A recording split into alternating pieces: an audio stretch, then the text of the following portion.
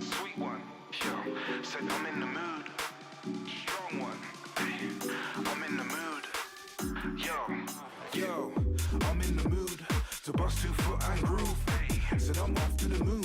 Bartender, pour me a juice. Yo, cocktail with the fruits. Yo, DJ, pull up the tune. So this one, yeah, rude. This one, yeah, lift up the room. Said I'm in the mood to bust 2 foot and groove. Said I'm off to the moon. Bartender, pour me a juice. Cocktail with the fruits. Yo, DJ, pull up the tune. So this one, yeah, rude. This one, yeah, lift up the room. Yo, this one, yeah, smooth. I don't ride on these, I cruise. I make a dance floor move. Everybody turn up, get loose. Yo, said all in now, groove. Go on, lift up your dancing shoes. Take a sip of the juice, then report to the DJ booth. Yo, tell them wheel this tune. You can't help but feel this tune. Straight up, you need this tune. Have to Shazam and steal this tune. Realist, got the realest scoop. This one come like breaking news. Pouring free and I'm blazing too. Few more of those and I'm breaking loose. I'm in the mood. I'm in the mood. Better believe it. Yo, said I'm in the mood. I'm in the mood. I'm in the I'm in the mood. Bust 2 foot and groove. Off to the. Said I'm off to the. Yo, said I'm in the mood to bust 2 foot and groove. Off to the. Yo, I'm in the mood to bust 2 foot and groove. Said I'm off to the moon. Bartender, pour me a juice. Yo, cocktail with the fruits. Yo, DJ, pull up the tune. So this one, yeah, rude. This one, yeah, lift up the room. Said I'm in the mood to bust 2 foot and groove. Said I'm off to the moon. Bartender, pour me a juice. Cocktail with the fruits. Yo, DJ, pull up the tune. So this one, yeah, rude.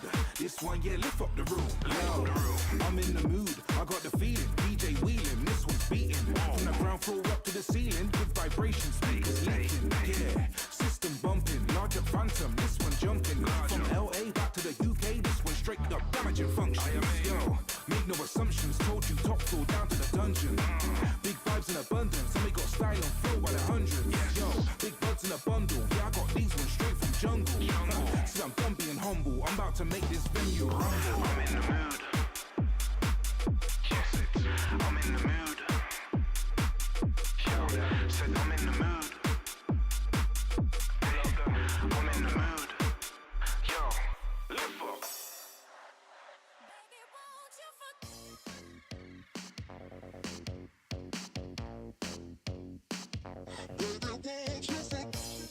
Oh, you're not one of them, are you? Have you made it? Baby, won't you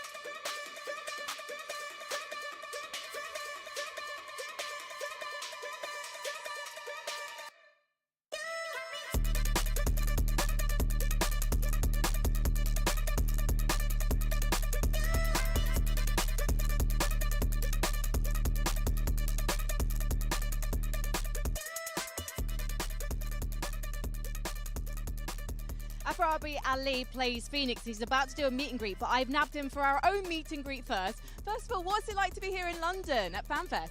It's incredible. The vibe is phenomenal, the energy's great, and yeah, it's great to see how the game's developed and, you know, all the people that are coming out to sort of just share and, you know, build community and play an amazing game. It must be about 8 years since you were cast as Phoenix. Did you imagine that the game would have such longevity? No.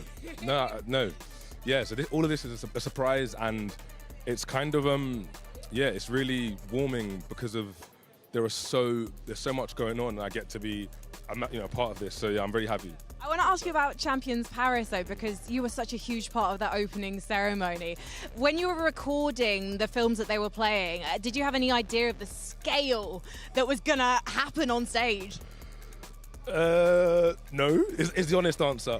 But what I was told, in our recording sessions, we kind of have a bit of a sketch or an outline of the character and the focus, and that's kind of like my sort of job is just to make sure I can, you know, connect and be really truthful, and then everything else is a bonus. So yeah, I had no idea that, you know, we're going to be in this massive arena, and it was so immersive. But, you know, I think Riot and the Valorant crew, they never failed to surprise. That is absolutely true. I know you have played a bit of Valorant, and you say you're not the best at it, but when you do play, who do you play? Is that a serious question? Yeah. Are you? Oh, I'm so sorry. You're always playing Phoenix, right? Yes. Yeah. But you're saying you're not very good at it, so maybe you should be playing someone else? Yeah, you know what? I do like playing with Sage, and also Jet. Yeah. So, but I'm happy. I'm happy to sort of like just try and stick it out with Phoenix and try and give it a go. But yeah, those are my main sort of people. Yeah, you're a typical British duelist. Thank you so much, Afro. Go and meet your fans. Thank you.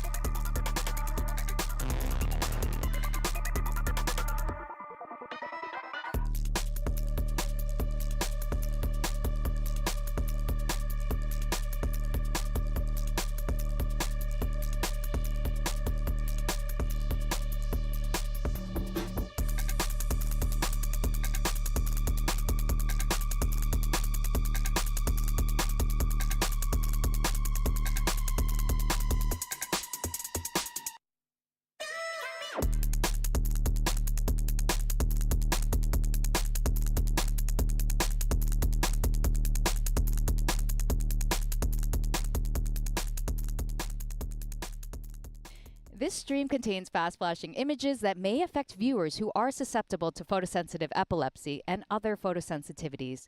Viewer discretion is advised.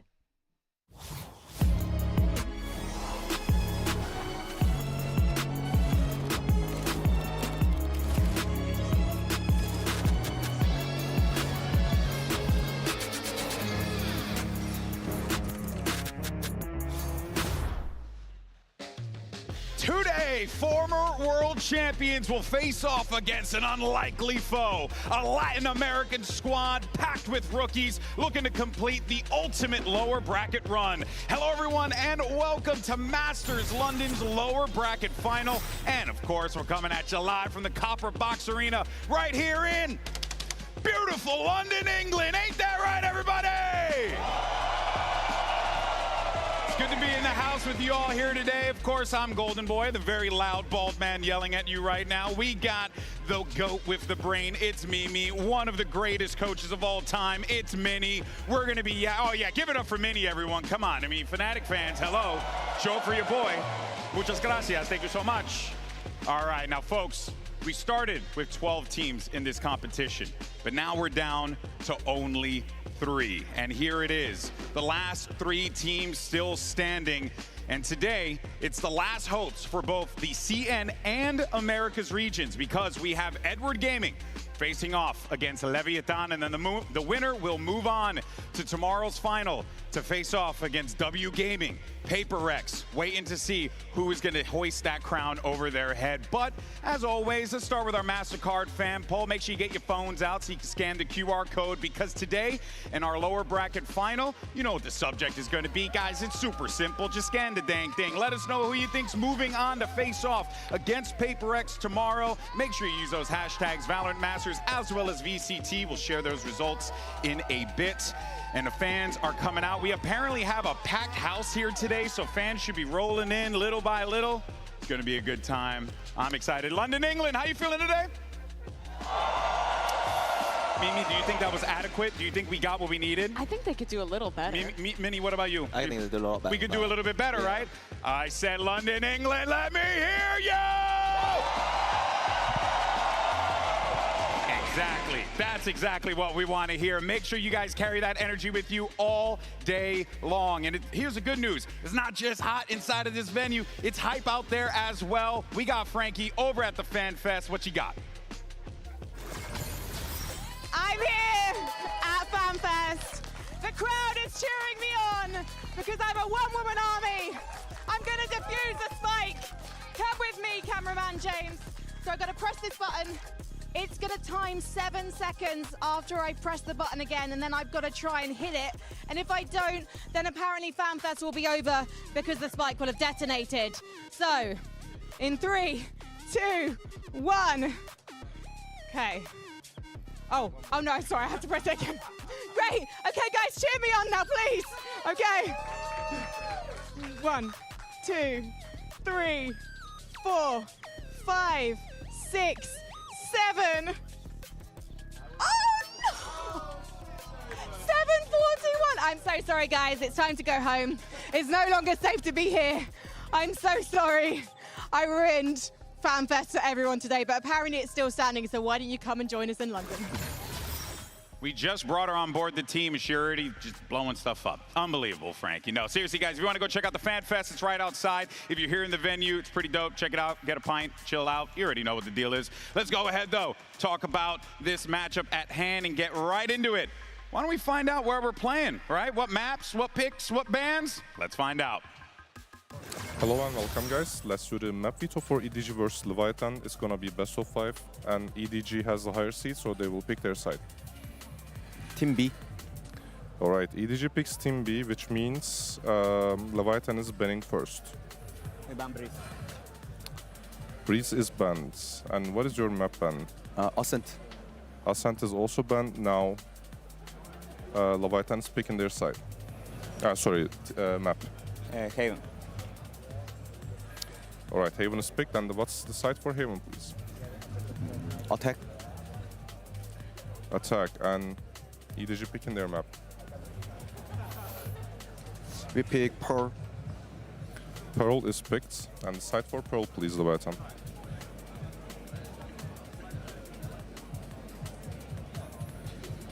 Pick defense.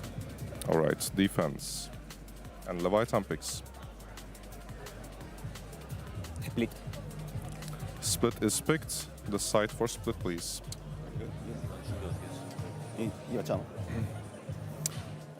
Defense. Defense. We have Fracture and Lotus left. EDG picking first. We pick Fracture. Fracture is picked. Side for Fracture, please, Leviathan.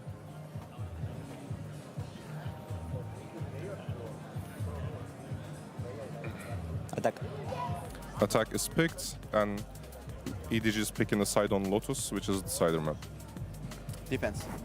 All right, quick recap. We start with Haven, EDG attacks. Then we have Pearl, Leviathan defense. For the third map, we have Split, EDG defense. If we go to fourth map, it is Fracture, Leviathan attacks. And if we go to fifth map, which is Lotus, EDG defense. Everything correct? Yes. All right, good luck, guys.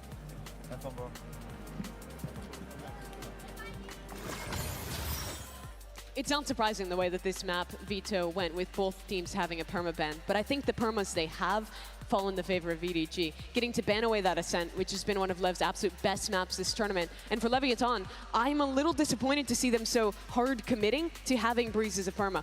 Despite the win yesterday, I think that map has looked very beatable for EDG, and banning away in this series, I think gives Edward Gaming a pool they're quite comfortable with. Yeah, but I think that despite that, I think LEV on those first 3 maps are still going to look strong. I think in particular Haven and Split, those are definitely maps that LEV are going to be favored on. I think it's further into that series where EDG might have some firepower back. Yeah, I think what's interesting, the later we go in this series, that's where it starts to get to some of the weaker maps for LEV, but that's also when quality of play just degrades in VO5s when you go all the way in. The map I'm really focused on in this pool is the Pearl. It's something that Leviathan has moved away from after kind of failing to find success towards the end of Americas. But they're playing in the region that has the best Pearl, and I thought their approach and the comp they run on that map is really strong, that I actually believe they have a pretty solid chance at a 3-0 today with the pool here. Look, this is going to be interesting with how that played out. I do agree with you on that as well, but something that does actually play a little bit of a factor in here, but you can see it right there. Yeah, right there. Kind of see the experience diff that's happening right there. I mean, it's insane. Yeah, so we verified that number, by the way. Just an FYI, so if people are watching and the co-streamers don't be like, yeah, these people will be fraudulent. No, we verified, okay? 23 best of 5s that this EDG team has played in, Mini. You've played in a couple best of 5s yourself. That's a lot. I don't think 23, but that's crazy to me. That is a lot of experience there. I think that as the series goes further, like we said, the quality of play in some of those maps might be reducing. That's where that experience might shine. If they get LEV into the 4th and 5th map there, that narrative might start to appear. Yeah, no, that's right. And you saw that already yesterday against HyperX. They had no business winning that first map of Breeze. They did it by winning 4 clutches throughout. This is the ultimate team that steps up when things get more chaotic, when things get late, and when that experience really benefits. But so far, LEV have not been faced whatsoever by their own lack of experience, despite only having played 1 BO5 before. It makes you have some confidence in them, but I think having questions around how they will actually perform today is still valid to bring up. I mean, at the end of the day, right, like Sato and the boys are going to be facing off against a squad that have hoisted not just a trophy, but a Champions trophy over their head. So this is going to be a monumental effort for them. But Mini, one thing that we have taken from this squad here in London is that they actually don't really give a crap. They're just kind of vibing. Yeah, they've given me no reason to believe that they're going to crumble or fail under that pressure. I think the first map they played, they lost 13-4, and they bounced back against Global Esports. And in this playoffs, they've gone on a lower bracket run. You could lose in the upper bracket, go to that lower bracket, and maybe they get crumbled away, but they haven't. Every single game they're stepping up, and they played Vitality yesterday. They've got so much experience on that team, and they destroyed them, to be frank about it. And so I have no reason to believe that that is going to be a narrative today. But if they do get into those 4th and 5th maps, that's where EDG starts to elevate their play a little bit. The other match that really proves it to me for LEV was when they played HyperX, the only team that they've actually lost to at this tournament. What was so impressive about that was how badly they lost that Ascent. I think it was 13-1 in the end, and then they bounced back and they nearly beat them on that Lotus. This team has incredible resiliency, despite being the youngest squad that has ever really made it this far in a tournament. They are so inexperienced, and it just doesn't matter. Yeah, 2 things to highlight there are the fact that Sato keeps saying they got goldfish memory. They would just immediately just forget everything after a bad map, which is great to see. And the amount of fun they're having on the stage. If you can translate that, they were laughing off that Ascent. They knew they got HyperX. I think if they can bring that attitude today, if they go low in a map, then that's a great sign for a best of 5. I think it's interesting though, right? You contrast that to EDG's day yesterday and what they went through in the loss against PRX. We actually had an opportunity to catch up with Nobody and get his perspective on what was going on, as well as Jenny's performance in London for this HyperX player moment. Hello， 大家好，我是来自 EDG 的 Nobody。我觉得跟 HyperX 打比赛，首先就是相比于打其他队，确实很消耗精力嘛。然后前2张图打得有来有回，然后今天这场对阵 HyperX 比赛里面，其实有很多意料之外的情况嘛。就大家场上的10个人，其实都有很多 clutch 嘛，然后对面也有，然后我们也有。然后图1那个狙击战术也给了我们比较大的压力。图3的话，对面我们进了 B 包点之后，他们 counter 我们的手包确实没什么办法，就是打得比较有来有回。With a quick trade, now the shot class flying through, Nobody knows, 70 HP, he's got a heaving hope for the best, a few sharp shots, something sticking, he needs the defense in, oh no! No way! 杰尼到现在为止的话，我觉得杰尼现在可以叫做小康康了吧，因为他跟康康一样，相比于之前的教练让他试了很多的英雄嘛，然后也帮他找到了合适的英雄，然后他现在也是他自己学习能力够强，所以他现在其实可以玩非常多的位置。那他这个进步的话，给了我们这个队伍阵容选择空间更大嘛。我现在也比较相信杰尼的单打能力吧。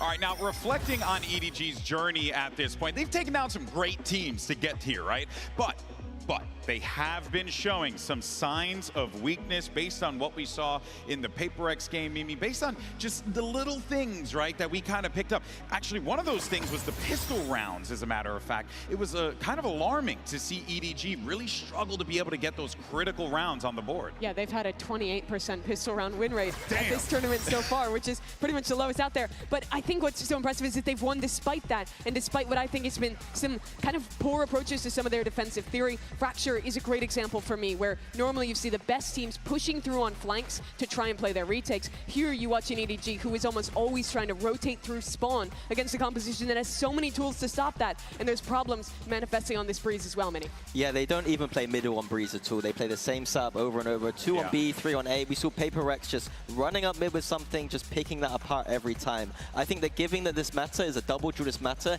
it is begging you to play active. It's begging you to be aggressive. It's begging you to be proactive, and EDG on these defense sides are not. If they had a bit more fundamentals on their defense side, a little bit more theory, they would be in the grand finals right now.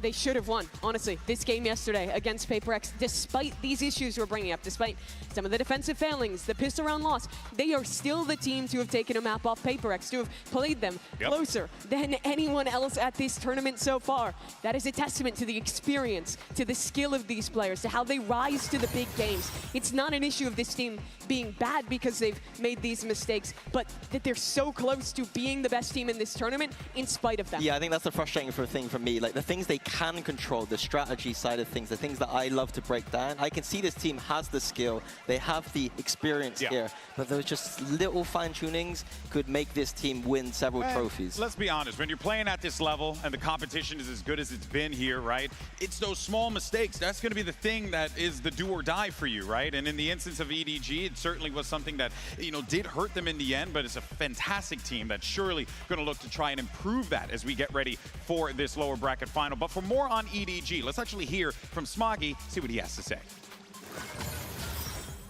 Here with Smoggy of EDG and VALORANT for some translation. Smoggy, what did you guys spend the most time on when it comes to prepping for today's best of 5? 我们昨天自己去找了很多问题，然后去弥补这些问题，去做出一些相对的改变吧，游戏内容什么的。We find so many problems of our years to this matchup, and we try to fix out all our problems and try to adjust our game plan today. Were you able to fix all the problems? 我觉得差不多了，因为确实时间也比较有限。It's such a short time, but we have tried our best to solve all. All right, hopefully no more problemo for EDG. Thank you so much for that, Jen. Well, look, let's look on the other side of the team that could give EDG quite the problemo, you know what I'm saying? Because over on the other side, Leviathan, right, this squad, they have a lot of experience, but they don't have a lot of that big game stage experience, right? A lot of talent on this team. You know, players that fought through Ascension, players like King, who've been there since the absolute beginning. But Minnie, this is a squad that is gonna need to just really rely on what's gotten them to the dance to begin with. Their great gun skill and great strategies. I think because they have such a strict style, they got the kind of practice makes perfect style. They've done the same kind of playbook over and over again. They've got the fundamentals there. That means the players only need to focus on their aim. And when you've got a roster like they do, stacked in talent from head to toe, firepower is insane. They are going to win games off of that. They're not going to have to be put into positions where they have to make complicated decisions. They know from practice that they just need to do the same things they've always been doing, and it's been working all tournament long. Yeah, LEV is so consistent in the way they played this split, especially against Vitality. Their defensive side, they will just never play a player on the A side. They're always playing for retakes, holding on to that space in heaven. And you can see Vitality was aware. They were trying to just contact plays into the A side, play deep towards CT in the post line. Didn't matter for LEV. They still won every re-clear on ramp. They still won pretty much every retake in that game. Even when you know what they're doing, this team just has such incredible execution of their ideas and individuals to back it up that it's still brutal to beat them. Yeah, even if you can find the weaknesses, they have layers on top of that. They know that once you walk into the A site, they're going to have the perfect retake, perfect protocols, perfect everything when they're just in this flow state. It's just unbelievable to watch them play. As a coach, they're one of my favorites to watch right now. I love the firepower and I love the system they have. And to contrast them to EDG, I think something that LEV does very well that we were critiquing EDG for is playing a very active defensive side. They do a great job of having a lot of different trap plays to proactively refight into space when people are there, and also especially when they get the op online for Neon. They're very good at actively rotating around them. Oh yeah, I mean, look, there's just so many great things you could point out with the team, but one player in particular who's been the talk of the town, partly because he can't stop yapping, it's Sato. We had an opportunity to catch up with him with Jen earlier today. Here with Sato of LEV, how are you with chess? Pretty bad. But you're facing the kings of CN. Can you checkmate the king? I think rather than checkmating them, I think it's better for us to play a different game than them. You know, not try to play on their zone. They're not trying to leave their comfort and play our own game. Okay. Good strategy. Checkmate. Let's play checkers. Let's play checkers. How about that? I think that's better. Well, guys, I heard talking about chess and maybe Jenga and what else? What other games? I've never heard a player say they're playing chess. We want to be playing checkers today. Yeah. that's truly a line there. But hey, you know what though? I mean, this team right here, they have so many great options, but so does EDG. And two of those players in particular, Mimi, you got Kong Kong on the EDG side. You got Neon, which we haven't had a chance to talk about yet, on that LEV side. And really, both players have just been unreal in London. I think a lot of what has made Neon great this tournament is a mirror of what people loved about Kong Kong early. His incredible ability with the operator, his very fast style of play, and his incredible confidence on that stage. Kong Kong has had a bit of a slower tournament compared to his norm, but in the biggest games in this event, he has stepped up. He's had those moments where you can see the Kong Kong that won that MVP bracelet, and I have no doubt in a lower final, when the lights are bright, that's when this guy will be at his absolute peak. Yeah, absolutely agreed. And on Neon's side of things, he has got an extremely good first kill, first death. 50 first kills this tournament, second in the tournament, 28 first deaths. He is part of the reason this team are constantly in those man advantages. LEV are great when they're in those 5v4s, converting every time. They're not so good when they're in those 4v5s, but it doesn't matter because they're always in the 5v4s. Yeah, they're very good at following through with the structure that they have. Neon is super young. He was a player who just turned 18 this year. To be able to get into the league was one of those members of the LEV Academy squad that was being built up last year. And now he's here against Kong Kong, who's had those years to build, to further himself up. It's going to be a great one. And there you can see in our Mastercard fan poll, the fans are behind EDG, but it does feel like it's going to be a little bit of a contention there as well, right? You know, you got a lot of people here also supporting Leviathan. It's not as one-sided as some of these polls usually are, which goes to show you just how intense it is. Now, for us, we gave you the analyst that's guarantee. I'm gonna keep it $150. I don't feel that confident, but I'm excited. But I don't know, man. We might need to get those clown costumes back. Oh, yeah. First few maps, they might be coming back. Oh, I'm not super confident about this pick, but I do think LEV have the better map pool here. I really didn't want to have to put on a clown outfit. But anyway, folks, here we go, because Masters London lower bracket final is kicking off right now.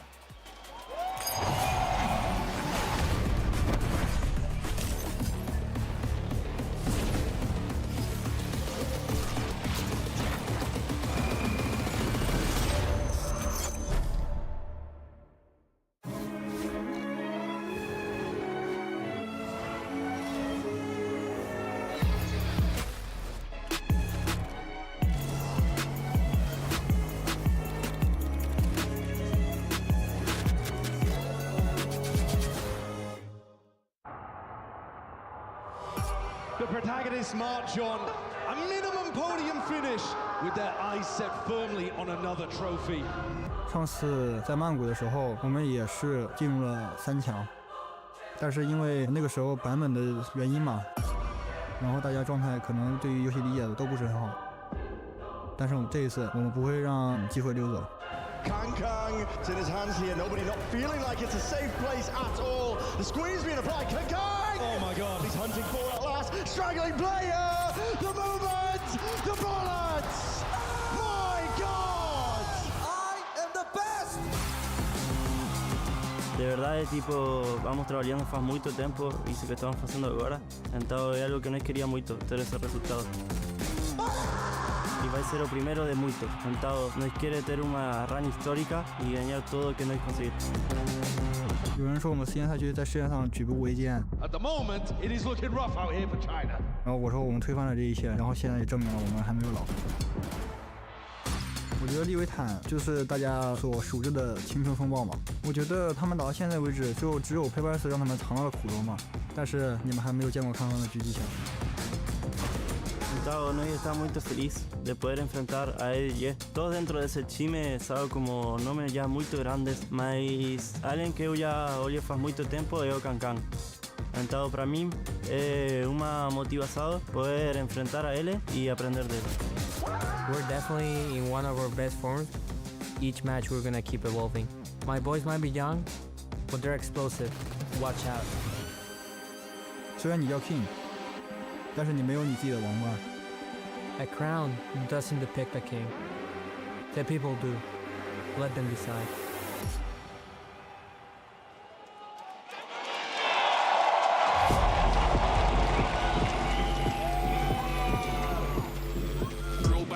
G to the end. Bowl. These international newcomers are led by a king. It's Leviathan. Every week man do show regular. Gal in the rave tryna see where we are. Backstage ting man know where we are. Similar, not quite Pete them man similar. Spot hater like yo, there they are. Educated, don't need seminar. Imina, real lyrics, not no phenomena. I belong to ostrich stamina. Big paycheck, then it's back to the car.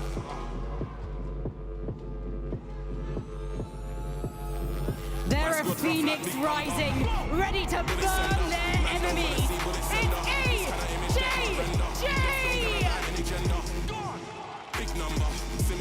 It's the pride of South America versus the kings of China. The question on our minds is, who is going to step up in the moment when it counts the most? Is it going to be the guy who's led his team to a world championship? Or is it going to be the uncrowned king with his plucky group of bandits looking to try and usurp the emperor? That is the question on our minds, and it's now time, Mimi, to settle the score. It absolutely is. Lev, they said they've worked a long time with this to be in this moment, but it was immediate success for them. These players coming up from Tier 2, getting their chance this year, and immediately going on this run. For EDG, they have worked so long to be back to this point. The breakout for their region. The only Chinese team to ever hoist a trophy in this game, the only one to ever make a final, looking for their second, looking for revenge. But looking at these maps, Mini, that's where I think the questions fall. EDG has not played nearly as many matches as LEV in this tournament. And the questions are, is their map pool good enough today? I think that's a big question. I think I immediately looked towards Haven and Split early on in this series as maps that heavily favor LEV.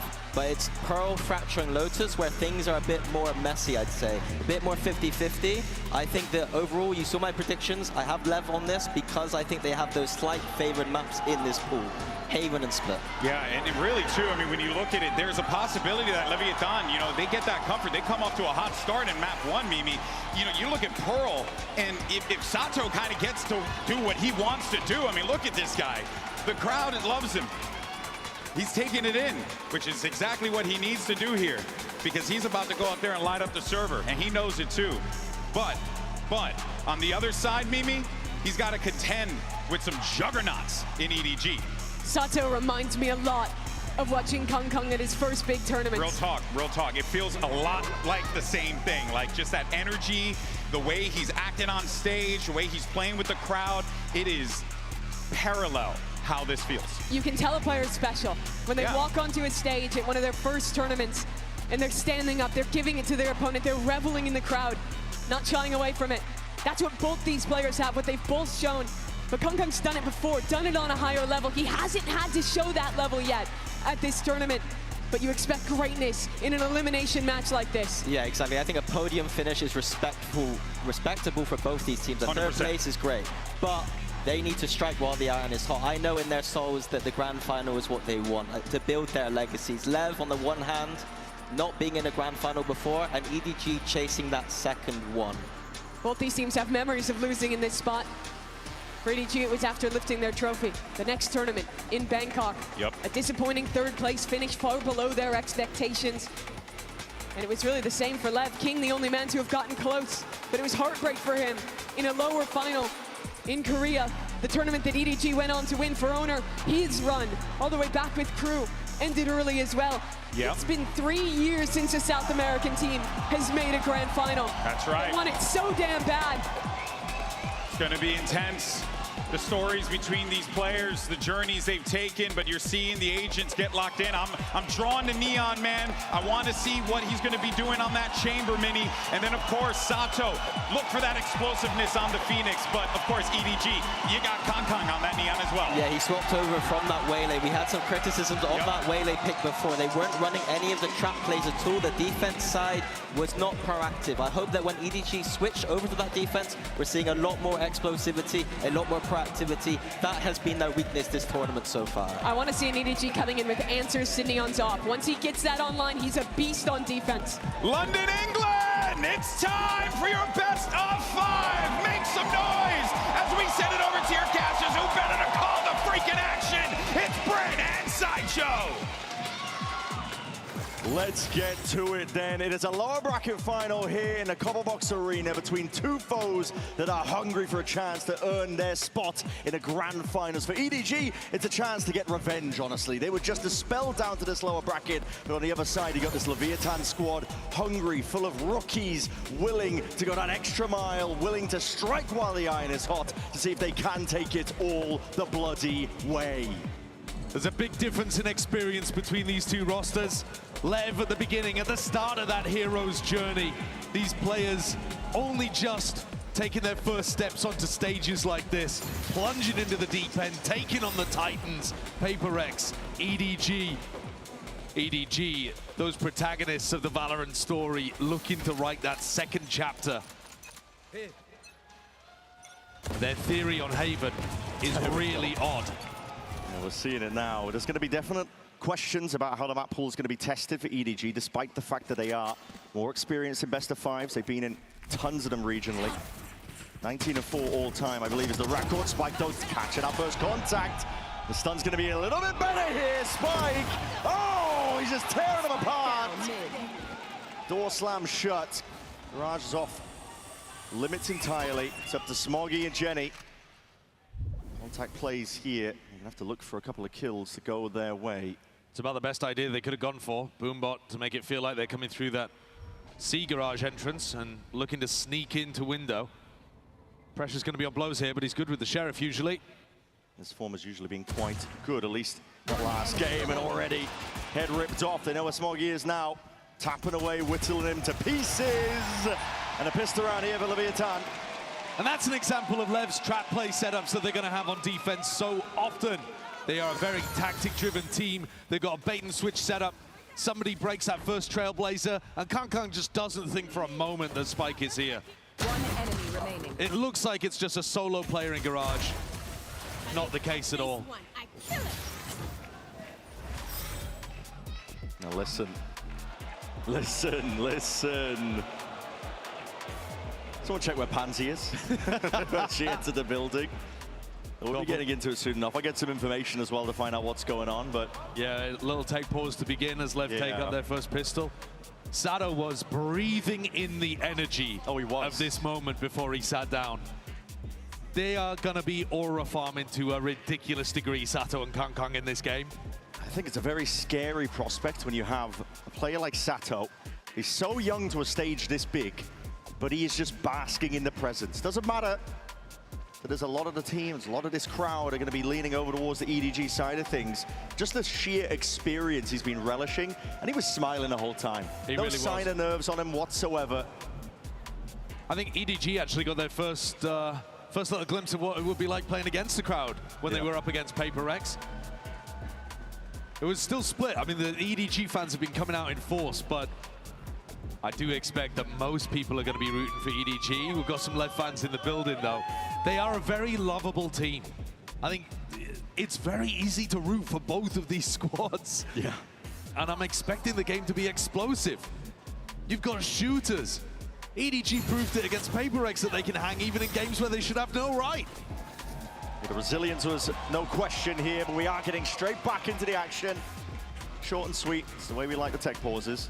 Oh, not at all. I'd take that not too. at all, yeah, preferably. Preferably, but getting back into it now. It's obviously Ikaran here for EDG. It's a map that they have had struggles on. They're already showing signs that they are chopping and changing it up. Kangkang is on the Neon now instead of the way later they were opting into. Yeah, when we were watching that game against Foot, we were asking them to see the theory. It didn't exist. There we go. Neon's holding down the ground. Nobody, what is that? Hold on, leaping straight in. Right click's doing a decent amount of job to stop with a connection, but Neon! Oh, it's filthy, man. This guy is a menace. No slip in form. Rookie of the Year, standout player to me. We're only just over halfway through the year.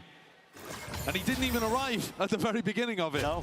They had to play the first couple weeks of kickoff without him because he hadn't even turned 18 yet.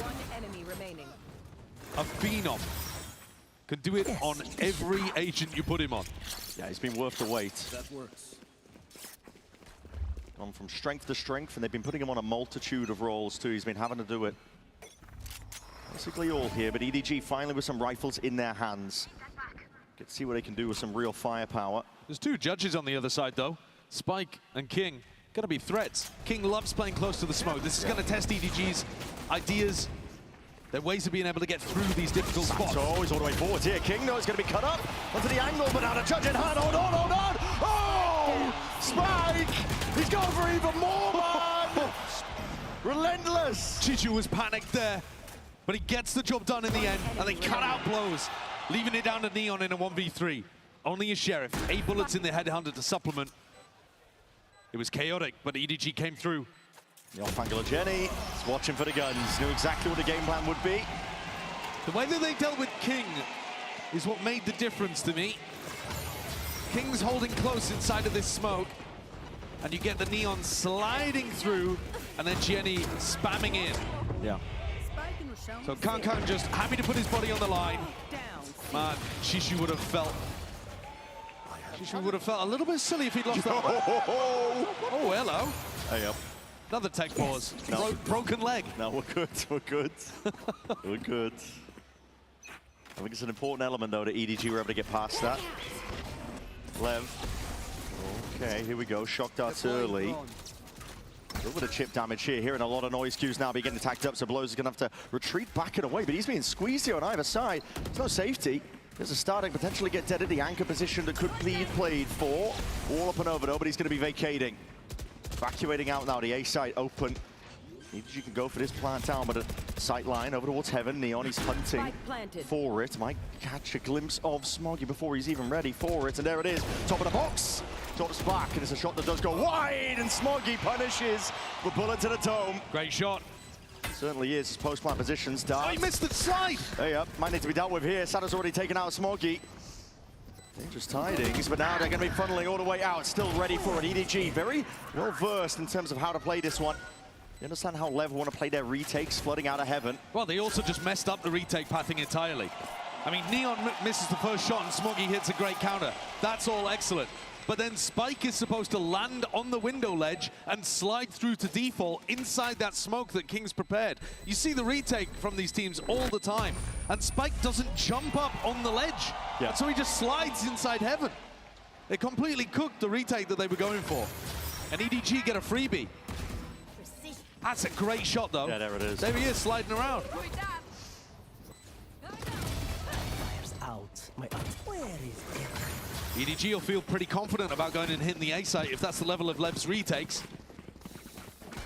I think they can work together some floods as well, though, mix things up. Yeah.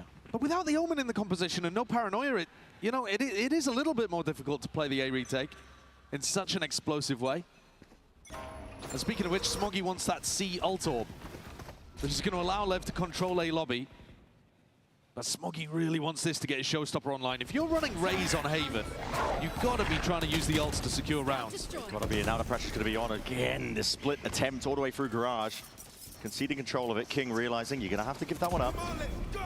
Finding the way in, Sanos runner back. It's going to be popped now, looking to see if he can set the mark and really set the pace of where his team could lay down some ground. But now we're going to see just the one kill before he's eventually sent back, return to the body, but still a player advantage for Lev into this retake drone. Spotting out into the back, and it's going to be broken. Gearing up now, Lev, you can see them biding their time, waiting it out. Stopping around at a weaponry. Fight going to be offering up for the overdrive now. It's gliding to the side. Close and quarter positions being played. Sado just with the 3 before the trade is there. And now just Chichu. He's left alone. 1v2. Hoping, hunting for signs of those live. Just a player to walk straight back into the crosshair placement. Star's going to be layered down, but he needs to earn a kill or 2. Neon! The spams down onto the line. He's so good coming in and cleaning up those spots as the rest of Lev makes space for him. Great work from Spike and Sado in this round, clearing the path. And this pick could not have been better. Smoggy, for whatever reason, did not pick up the freest ult orb of all time down C long. Maybe just wanted to hit the perfect timing with the C split.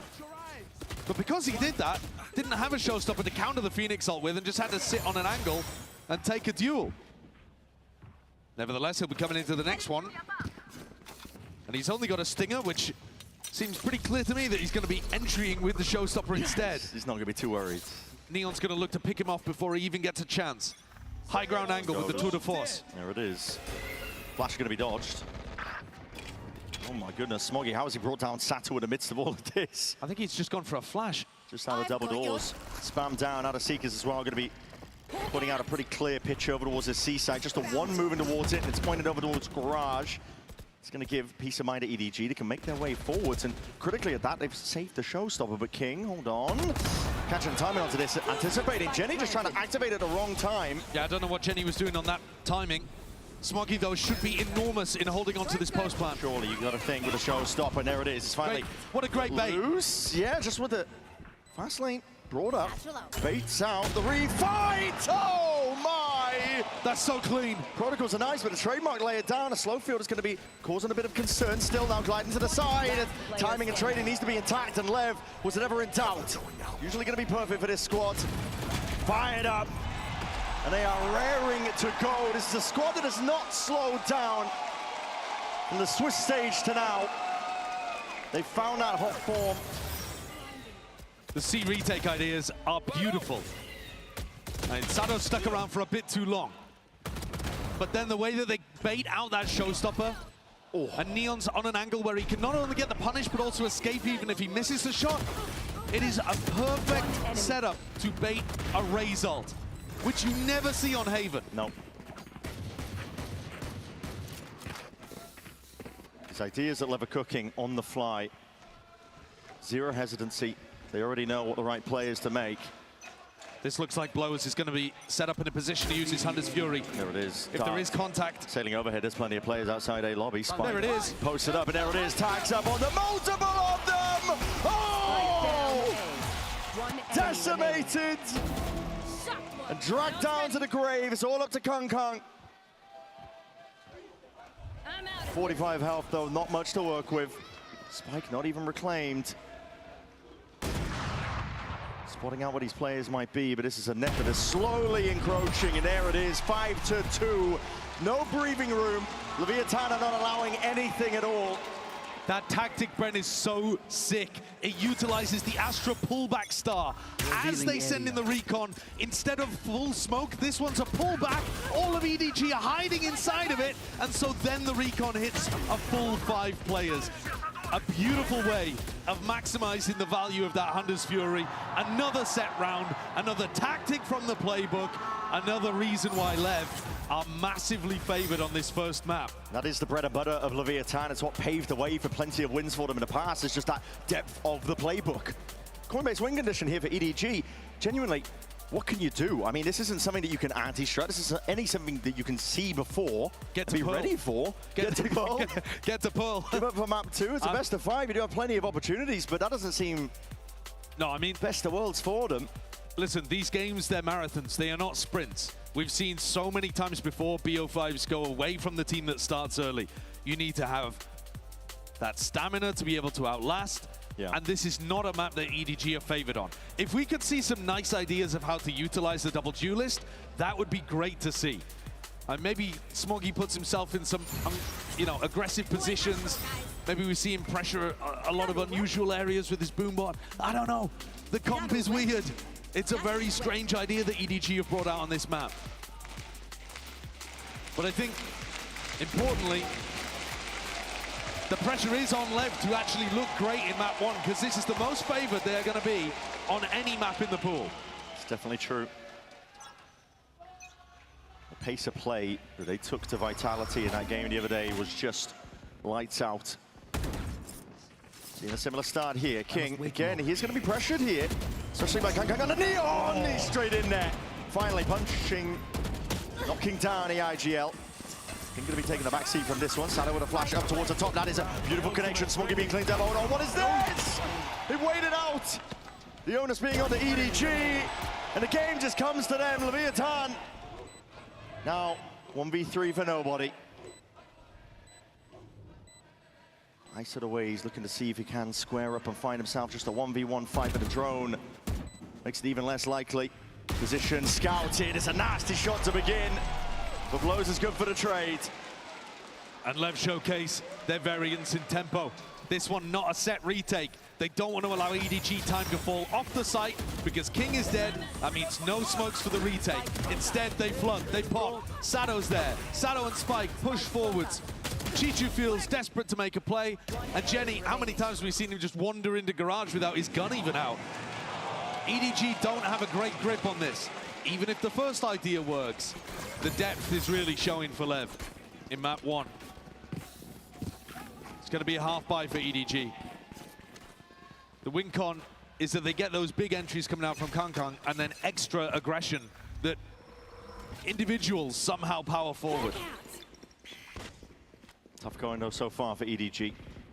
We knew this was going to be a potential question. Seeker's going to be used once more, pretty rapidly at that. Molly though stunts any sort of push. Ground to be gained over towards garage. Now we're going to see it. Kang is going to be leading all the way forward now. Applying that pressure, but King this time not evacuating. This time standing his ground. 3 kills. Plenty of time being brought out. The flank defense with reinforcements arriving to help out the Monarch. And King planting those heads on a spike. A visceral warning, do not hit this site again. It doesn't matter if they have to play C retake, a flood, or if King is anchoring. They've just got it locked down. There is no entry to his domain. EDG are going to have to mix things up. These C-site execs are not working. Going over and pressuring A. That was how they found that nice round. They haven't really looked at it either. Not since LEV slapped them down with a Hunter's Fury. A cheeky set play here. Blows again, though. He's going to be feeling that heat. Deep flash, heal him back. He does have the peace of mind of at least having that trip, but now that deep TP. Chichu hard committing now up towards that heaven angle. Cuts this one up. Blows nose to retreat. They've broken the trip behind and pulled Jenny's attention. They're very aware. Still, Chichu to find a kill here would be absolutely everything, but just trying to exit cleanly. He's barely there, but a Cosmic Divide now going to be cutting this one up. It will force the issue for EDG. Everybody has to play uptight onto the site. Not ideal positions in terms of the post plan. We're going to see that flash forwards along with the fast lane. This time a glide, and this time not ready at all. Spike with 2 eviscerated at a moment's notice. Moving forwards, spotting them out. It's spun through the smoke. Pinpoint accuracy off that mini map. Leviathan out of their seats. That's how they drew it up. A failure of the execution last time, but here even Chichu's paranoia could not stop Spike. He's in like a rocket, hops on that ledge, slide into the smoke, and honestly, it's like EDG had no idea what the game plan was. It's the most common way for Neons to be able to retake on the A site, and I think you're just seeing EDG are out of their depth on Haven. They're drowning right now. Quick feet, quick. No signs of a lifeline. Only The consolation being that this is a best of 5. It's early days. EDG will have chances to respond. Deep play happening over towards mid. LEV are going to be conceding a bit of that space early on, though. EDG, again, they set the sights towards garage control. Recurring name of the game for them. Stun no on the back of that util, and Spike, well, he's not slowing down, is he? Whoa! God almighty, Neon! It's not giving him a chance! How has he hit that? It's just absurd. Oh my God! I mean, the miss on the first op shot. The immediate snap to the side. Kang, what can you do from a spot like this? 1v3, but already Sado on that line. 9-2. One more round left to play for in this half.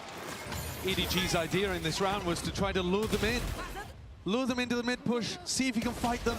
Oh! Even in slow-mo, that's going to look ridiculous. That's filthy. God, he's good. EDG forced up to try to make something happen in the previous round. They've got that max loss bonus. I think that's obvious. They're down 7 in a row. Last chance to do anything on the attack half. Smoggy finally has that ult back up again. What is the purpose of this comp? We still haven't seen the ideas from EDG. They start to take some grass control. Trailblazer. And Neon, he's smoked off with the up right now. Really weird place for him to be playing. We're seeing it gearing up potentially for the exec into B. He's just biding his time, waiting for it, and there it is. Lane's going to be propped up. Trip still needs to be dealt with, though. That's going to be triggering. They don't get onto it in time. Slowing them down, and barely an angle, window of opportunity for Neon to potentially strike. Smoggy's ultimate has got to counteract the Leviathan retake, but LEV have been so good at faking the retake, drawing it out, and then hitting the punish. Very patient so far. Scattered to the winds of the Leviathan players are. Now we can see the overdrive popped off, and that's triggering the showstopper immediately.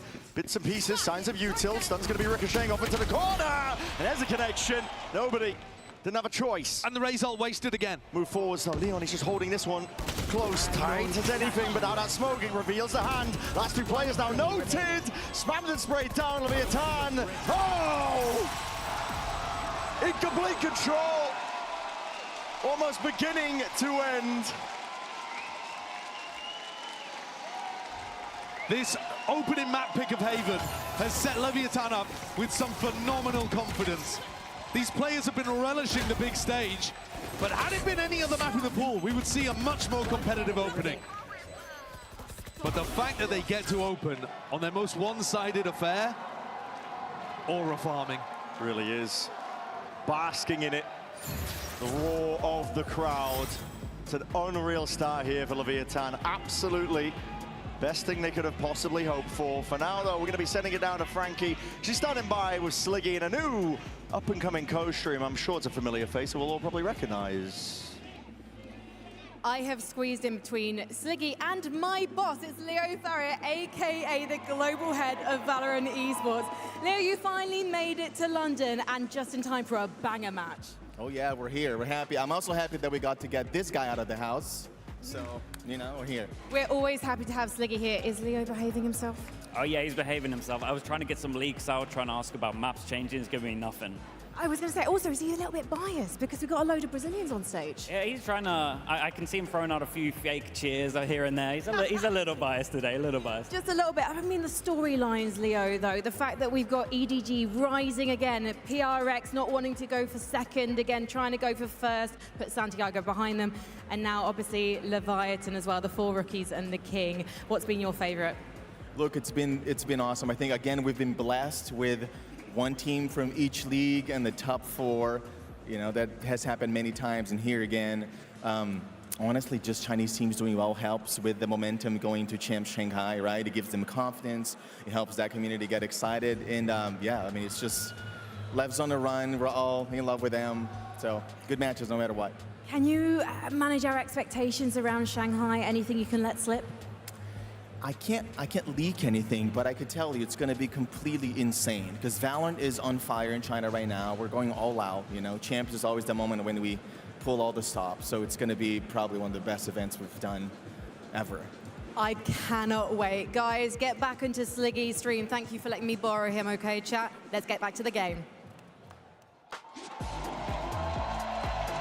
The Chinese region has already put people on notice with their performance at this event.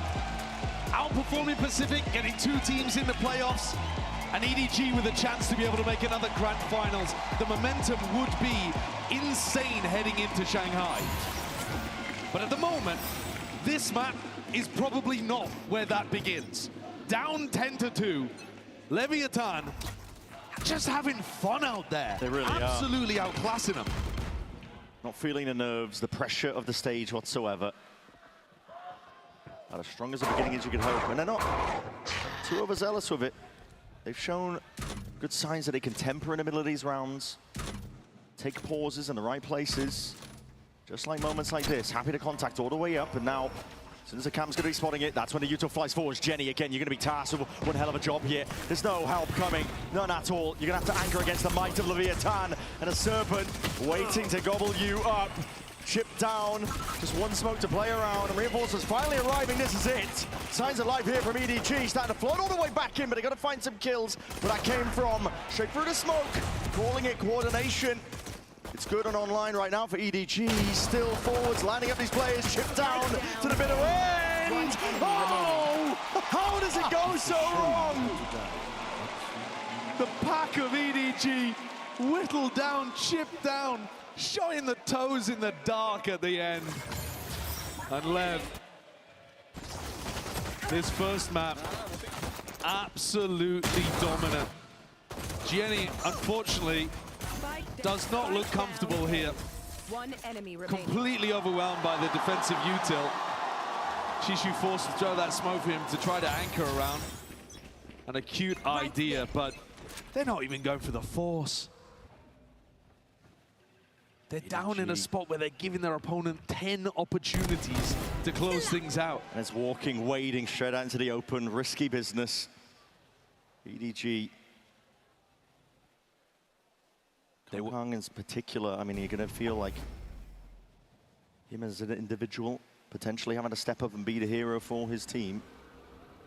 To be honest, though, I think, again, thoughts for them will almost already be on Pearl. Yeah. It's a BO5. You have so many more opportunities to come back into it. The amount of mental effort it would take to run this one back, the 1 in a billion scenario in which it happens, it's much more likely that you just focus all of your energy and your efforts on these later maps in the series. It certainly would be. Never a difficult team to take out. Especially if you give them such a boost of confidence early like this. There weren't even rounds that really rattled the cage. No. I mean, look at instances like this. LEV are so far in the lead. A lot of teams that take the foot off the gas a little bit. They'll start making mistakes, but you forget that this is an owner team. Oh, yeah. And despite the fact that you've got 4 young players, they have a distilled level of discipline, honed in. Sato handed off the gun from earlier, I believe, so he's just going hunting, see if he can build up the ult. Still thinking about a long con, how they can close out the game, despite the fact that they are up 11 rounds, about to be 12. And they are just toying with it at the end, aren't they? Every shot going wide. I mean, just as we were talking about them playing optimally. It's making me eat my words. Which, I mean, mostly they do. I think you've got a great point. It feels like every time someone goes up against LEV, they try to put the pressure on and see if they crumble, see if they crack. But they do have discipline beyond their years. But there, I mean, you're 12-2 up, a little 360. Who's that hurting? Who's it hurting? Yeah, it's quite telling, I think, that you have one last time out for EDG. It's not being taken. Exactly. They're thinking ahead to Pearl. Yeah. You don't get to save the timeout for Pearl, but no, you get to save your mortal hours on the Earth, I suppose. EDG, they have swapped around their defensive setups. Jenny was getting bullied on C last time we saw them play Haven against Foot. Now he's moved his setups over towards A in these 2 big rounds that matter on defense. LEV not working with much here either. But anytime you've got Neon on Chamber, he doesn't need a gun. You've already seen that shot earlier, blasting away nobody. There's a Phenom just with the Headhunter. Nobody potentially left guessing in terms of where these players could be. You only saw the 1. Again, not rushing things, looking to work the map. King He can be quite a methodical caller when he doesn't have a set strat that he wants to run. Flash gets negative info as Neon tucks away from it over towards A. Would be a good timing to return back into the A pot, but King doesn't fancy it. Leading the troops over towards a B finish instead. And EDG just have no information. No. Makes sense. Vietnam trying to play towards the strengths of their weaponry. Wide face here, Smoggy. He's gearing up, he's trying to really square up, and he has at least claimed the one life. Spike going down, but a big reveal onto the back. Smoggy in a bit of trouble, but it's a bait and switch. Neon, all of that pressure, all of that noise, he's heard it. Scurrying in the footsteps, and he's got full space and control over towards A. Calling for the movements. 17 seconds left. Setup needs to be broken. Doesn't look like there's any real pushback here. King's being left as an insert as well. Reclearance, tepid here, but still. Life claimed. Good idea from EDG. Now we'll see. Not favoured at all, Lev here. 3v5, don't really have the guns to work with either. Bit of spam does hit the mark. Heal online though in the back pocket, and steady hand and steady aim from blows. Not good enough to see if he can claim any kills. Close quarters action, just without Henter rattling off the bullets. But EDG, they survive another round.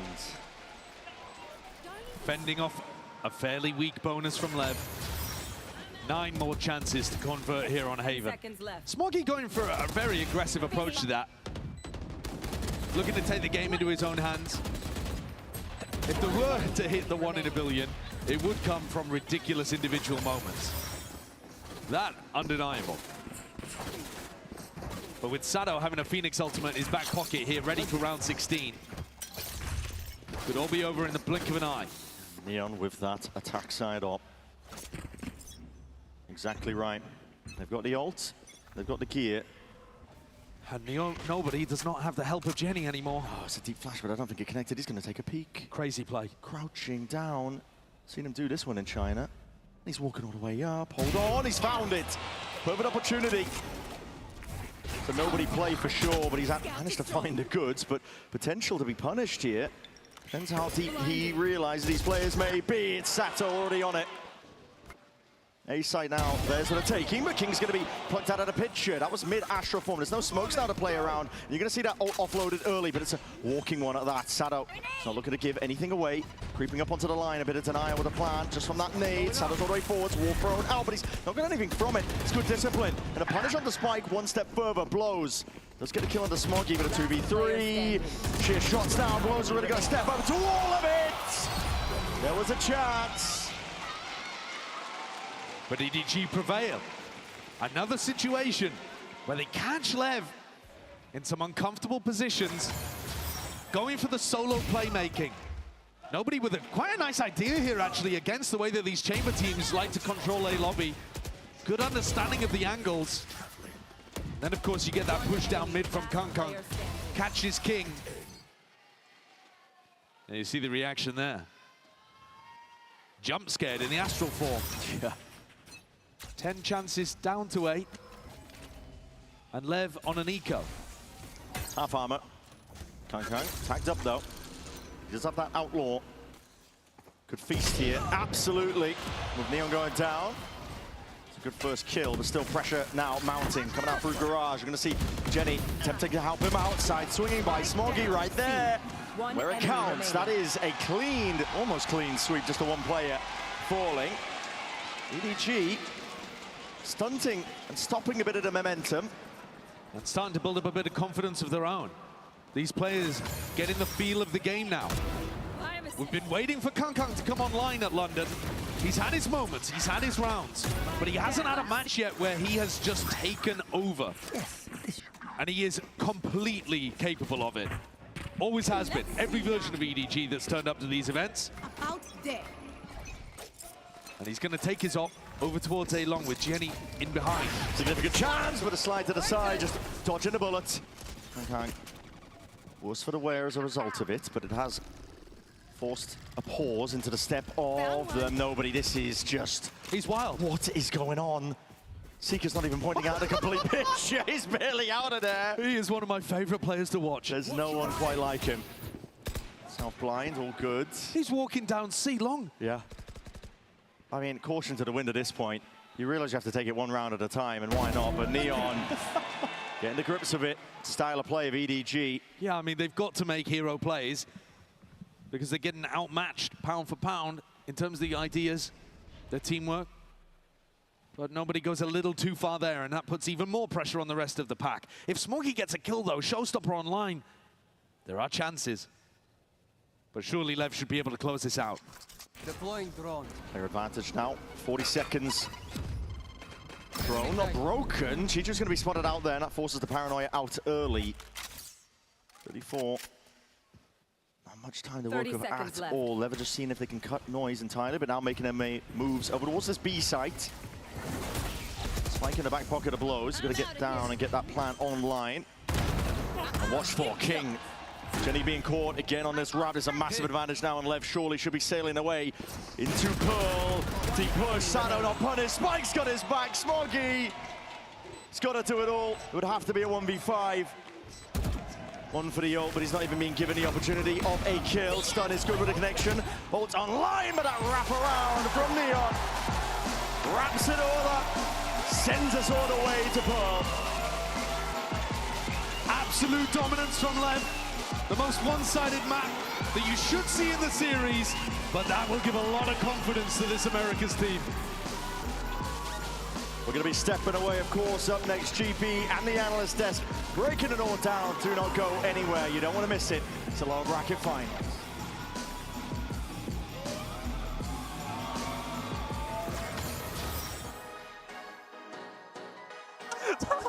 Levanta. No, está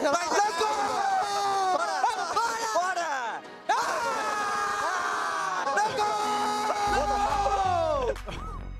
Let's go!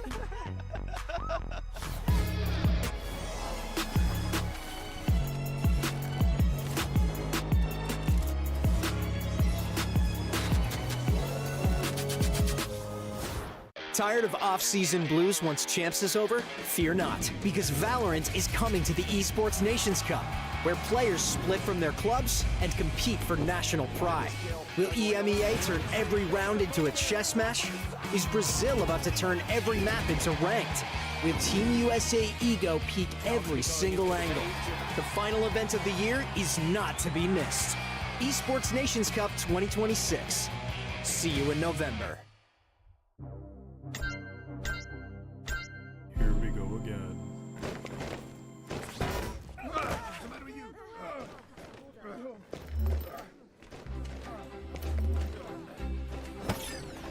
Wrong way. I gotta be me.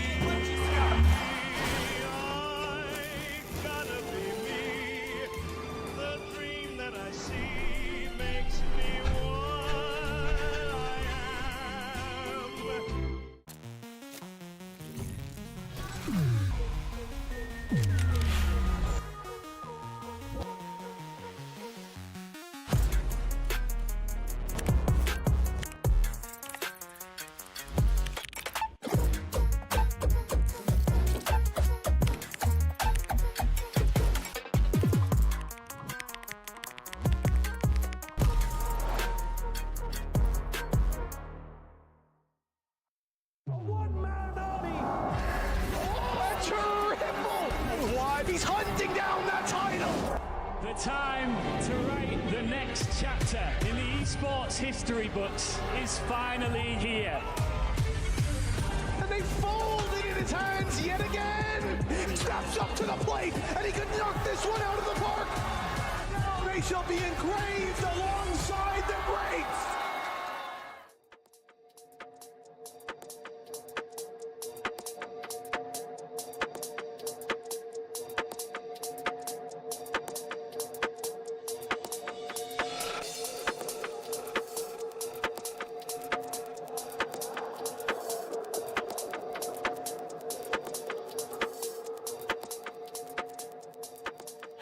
Unstoppable for the win. Hey there, my name's Erica, or KP. I'm a former pro player for Game Changers, and I work on the game analysis team known as GAT.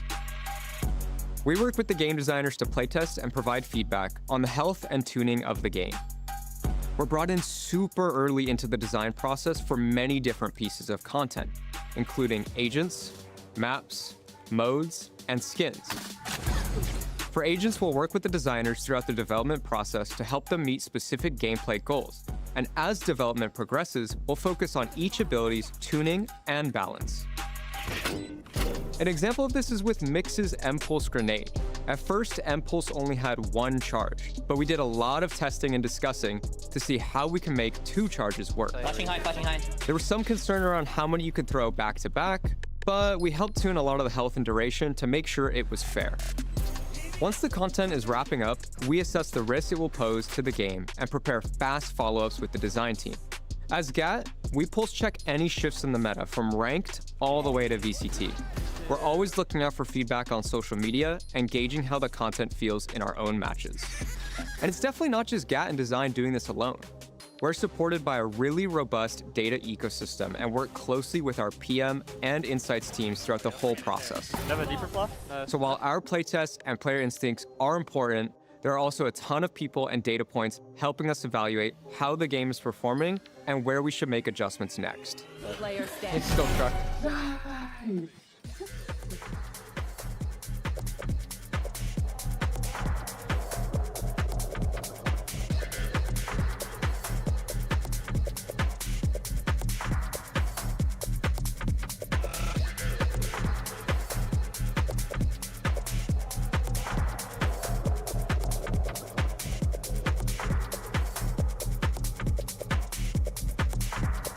Running like a runner, didn't use that leg.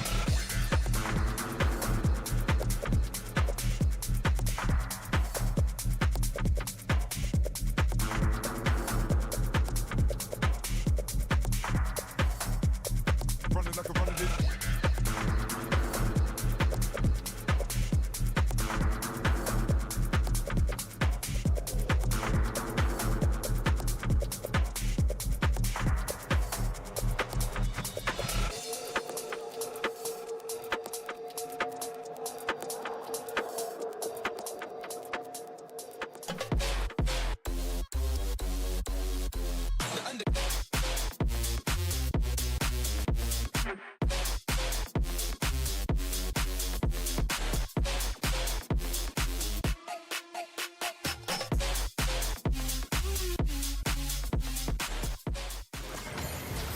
Jen here with Coach Owner of Leviathan. Owner, great start, but what information did you gain about EDG that you guys should probably remember throughout the entire series today? Honestly, not that much because both teams we played yesterday and also Edward, so both teams didn't have that much time to prepare to do scouting or anti-strat.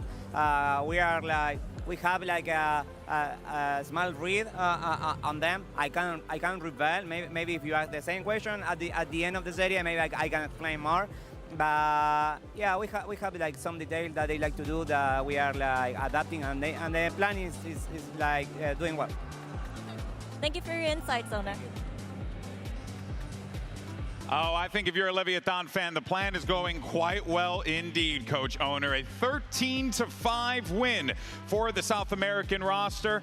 As you see, Spike leading the charge on that Neon, all the heavy hitters, but alternatively on the other side, though, a little bit toward the tail end there, Mimi.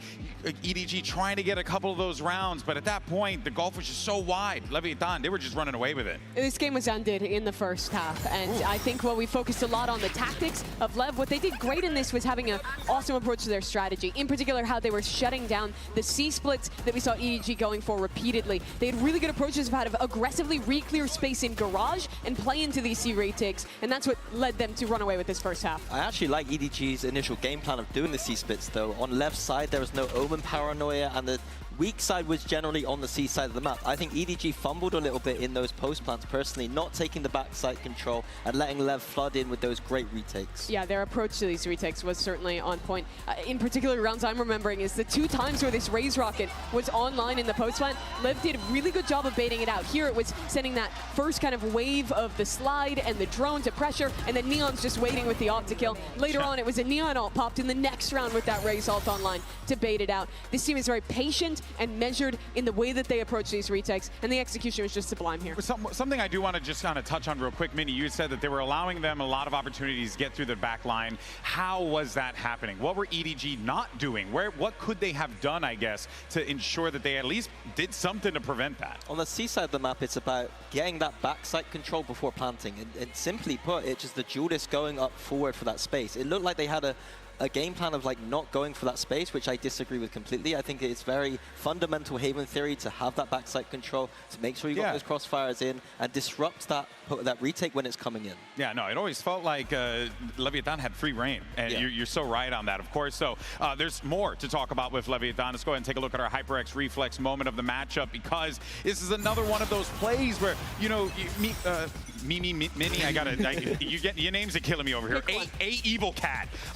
You know, this was one of those weird plays that they were able to trap their opponents with. They have a lot of variants to this same C fight. Here it was a pullback star going behind that dart. That's the reason the EDG players didn't break it, because they thought it was going to get blocked off by that smoke, which they thought was full. You see even this Astropole going in to bait that it's that closer fight, and the execution is really good. We saw in their last game of Haven, they had a variant of that where they're throwing a shock dart and sliding through on timing. This team just has so many different tactics to fight you early. They seemingly have something new to show in every match, Minnie. Yeah, when you think you know that they're going to do the same thing over and over, they'll bring out something like that, and you're like, oh my god, they got another thing. There's so much to keep track of, and they're always so beautifully executed. Yeah, that is the part that really rattles me, where it's like, they have so much in the playbook available to them, and it seems like the book just keeps making new ones. It's like the self-writing book. I don't know how they're doing it, but they're doing it, and it's pretty dang cool. But they're gonna have to keep this thing going. The drive needs to stay alive as we get ready for map 2, because we're going over to Pearl to set the stage for that one here. Now, this is going to be an EDG pick, but we were looking at the series layout, and we saw, Minnie, how these first 3 maps played out. And Leviathan, while, of course, this map is good for EDG, there are no slouches on Pearl at all, especially with the compositions they like to run. Yeah, absolutely. I think LEV lost some confidence in their Pearl, like Mimi was highlighting earlier, but America's a very strong Pearl region, and I think this is a dangerous map here for EDG. I think that this is a must-win map if they want to take this series. I absolutely agree. I think that if LEV can pick this up, it starts to really look like a 3-0 for this young team. In particular, what I like about their Pearl is defensive side. A lot of the same things of Haven. I think they have good ideas to trap play behind Neon's operator when he's playing the Chamber here. They have really good approaches early round of having variance in how they fight for space, especially towards A main. So for an EDG that struggled with some of those same problems on Haven, I think they're going to have to quickly find solutions going into Pearl here. Yeah, I think on the flip side for EDG, this is the map where Kong Kong had his best performance, I think. On that defense side with that Jet, he was popping off like vintage Kong Kong. I think we're going to need to see him do that again if they want a chance on this map, because Lev have been looking hot here too. Spike's out here trolling us, everyone. What did he hover? He hovered over Reyna. He made me hope that maybe we do something wacky, but of course, the stakes are too high. How could you? And they really are. Neon gets locked in here. EDG, they've made a final before, they've lifted a trophy before, but that was now 2 years ago. This team is facing down one of the least experienced squads that's been to this point in a tournament. This is the map they picked. This is the map that they're favored on. If they fall here, it's a massive disappointment. You start to look at memories of Bangkok for EDG. I'm looking at the Neon and Kong Kong head-to-head on different agents here, but the operator on this map for both, especially on that B long on the defense, is going to be pivotal for them. Well, you heard the desk, and now you know exactly what to look out for as we get ready for this matchup. The best of 5 is far from over. So let's go ahead and jump into map 2, shall we, London, England? We're going to send it back over to your casters. Here's Brent, Handside Show. We need to see a return of form here for EDG. As we get into Pearl in our lower bracket finals, it's elimination. There's a chance for a spot in the grand finals for EDG. It will mean an opportunity to get revenge, to reach the prior peaks of the past when they were able to lift trophies. Over Leviathan are already 1 map up, and as the desk was mentioning, Pearl, America's a region, no slouches at it. And it actually used to be EDG's permaban. Only started playing it very late on in VCT China. Lev want to try to take this fight early mid if EDG are going for it. EDG do like to go for this mid default quite a lot. And Neon's posted on an angle where he may get a freebie. Yeah. There's a rendezvous to play around. He is full walking up here. Creeping into mid. Nobody poking, trying to see if he can pull players up and around, because EDG are going in a different direction. Slow take towards A main. It's a risky position for Neon, but he's just relying on his fast reactions to get him out, and it's helping his team figure out the defensive setup. They're going to be over here, especially if the trip doesn't get broken. Blows is going to have help and a recon. Seen the stars lay it down, now that's going to be signaling quite a lot. The flashes sent by forwards. Kankang's all the way into that smoke, but guess what? Players are already home. The reveal is massive. Molly doing quite a bit of work there. Sato is going to be burned to cinders. It brings into a 3v3, and EDG don't want anything to do with the A hit. Full rotate, miles away from this mid avenue. Usually rotates like this all the way from A main to B main are a bit too slow. But here, 7 seconds. Yeah, just setting up a faster avenue, or rather a more open avenue to get into the site. But King could play spoiler to all of this. He's hard committed onto this line. He's worried about the lane control that they've lost this entire time, but now he's going to be hearing the footsteps still. Nobody catches it now, jumping round to the corner. Great job. Claimed. It is beautiful. Great work by Chichu. Blows though, no way. See if he can deny this one. He's walked all the way in. That's a plant, stops, but does not survive in time. Barely there under control, but EDG, they get a pistol round. Incredibly important. They get on the board early. Nice idea as well from Kankan, get deep inside of that. He almost caught both of the duelists with util in their hands. But the combination of that trip and recon ended up being a bit too much. And nobody putting himself in the lurk position. Instead of calling his teammates back through into him in B-Link, they wrap around. Already a much stronger beginning, but this is a Leviathan trap play that they like to run. We've seen this one before many a time. Up towards the B angle, the wall is deep here, but the first shot just goes wide, but the flash even better. These players don't have a clue. Kong! Just with a bulldog, swipes them all away and swats them all down. Neon trying to do any sort of work he can, but the shots ring out. They missed the mark. Somehow Kankai's still alive in the midst of all of this. And blows the last one, trapped in back halls. EDG with guns trained and a jump peek to finish it. What a double from Kankan, just as things were starting to run away from EDG. That flash absolutely caught them, and yet he spins around, deletes those two players to relieve the pressure. They need him to perform here on Pearl. If you're going to be running the Jet on this map, you best be hoping the Jet is going to feast.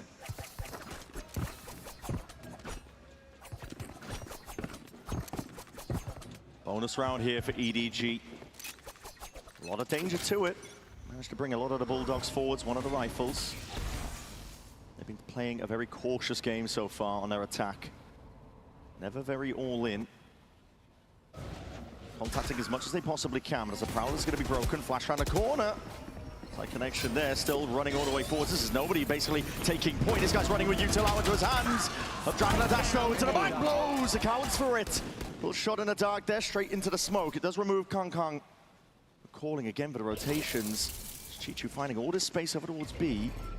Again, it's quite a nice pattern from Kong Kong, even though it doesn't work. He jumps onto Neon's rendezvous, which stops Neon from being able to commit to a different position.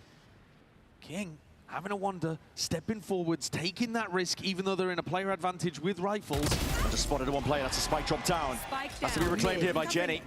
He can let the spike be recovered in this spot. A 4v2 retake on B is more than enough of an advantage for LEV to be able to convert. Jenny and Chishu would have to pull out something ridiculous to get this bonus round win. Dropping it around here.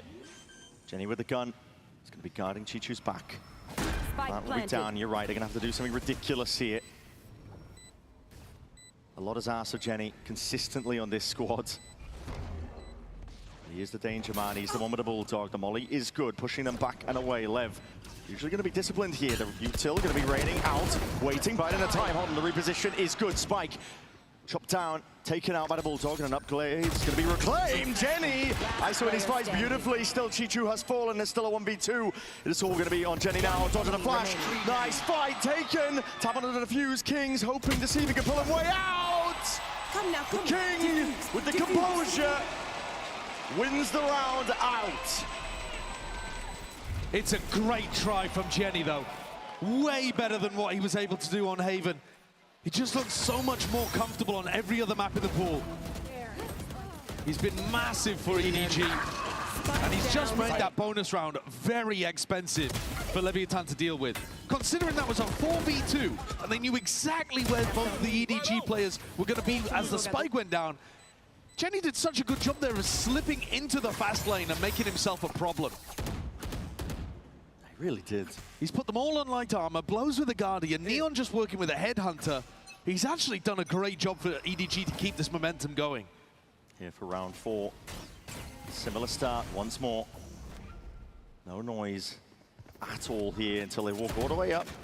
Loose here with a flash. You're going to be caught with that util. Now you can see ults coming out. Okay, Neon, he's got that Headhunter shot. Peels all the way back though, that Nightfall. Scatters. It's going to be denying a lot of the sound cues. A bit of spam randomly into the corner. Neon does his best, but eventually traded out. Kong now inserts himself into that pit position. Ask for help. Nobody's required. Does indeed. Now we're going to see it. Saddle.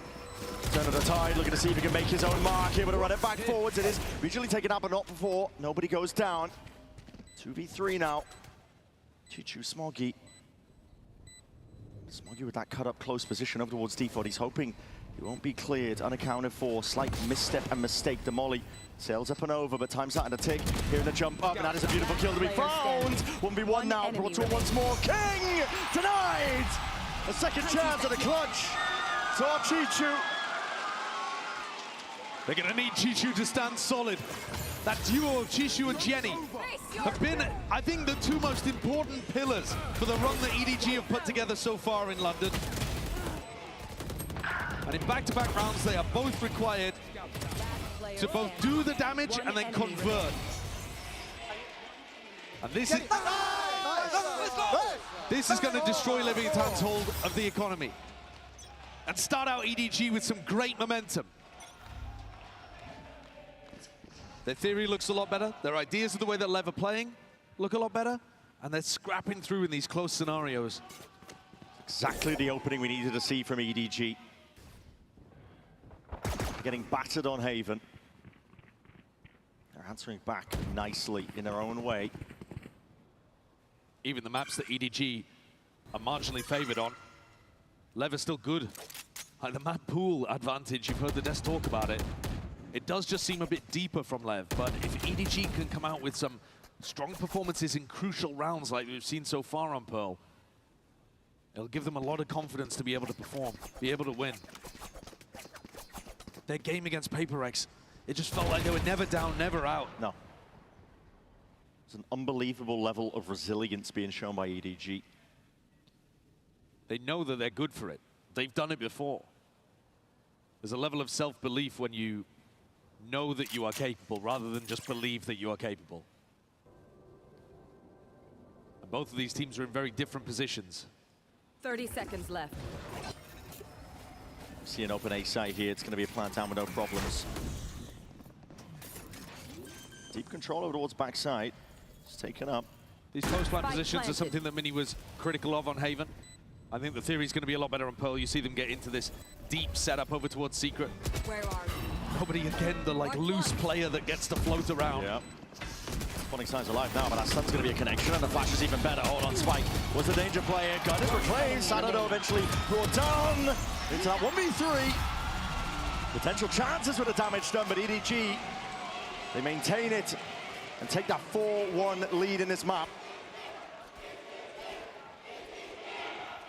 Another round coming up that's going to be critical. But LEV finally have money to be able to work with. All of the damage that has been done on EDG's bonus, that was the one round that LEV came away with, but it was a 1v1 clutch. Now Neon gets to pick up his operator. Players starting to get close to big ultimates as well. This Cosmic Divide's going to put pressure on EDG's post plants. But it's the op they have to get through first. Neon is posted close here. The Haunt is going to be dealt with here. Now already the angle onto that perfect line. So Justin takes Jenny straight out of the picture. Good way of dealing with that Phoenix wall. Saw that coming out from Global Esports. Here comes Chichu on alert. Okay, I mean, straight from the trademark, straight to the dome. He's able to transfer that beautifully. Sada's taken out, but blows with an ultimate just to reciprocate up through mid. Their advantage still there for them, but that backside position now accounted for. King. The lateral down, just spotting barely the head, and that's more than a haircut. Neon finally meets his match. 2v2 still. It's explosive as anything. Nobody going for that wider face. Hold on, he hears a drone. He's trying to take a timing. It's pure insanity. Cancelled out, blows knows it's occurring. Now to stun and now to kill. Found EDG. Making magic of these moments. Finding a way forwards, and now the discipline reigns itself. Doubled up together, not willing to let this one slip at all. Great trade towards the end. Nobody has been so important in these situations by just playing this loose, carefree style. Yeah. He's willing to throw chaos into the rounds, and he's more practiced in it. He'll pull you into the mud. And he's not worried about getting filthy. That's really uncomfortable territory.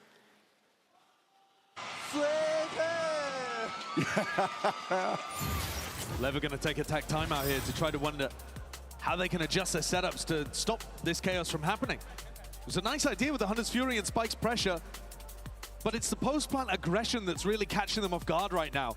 People slipping, making solo plays, and getting through the gaps. Uncomfortable timings.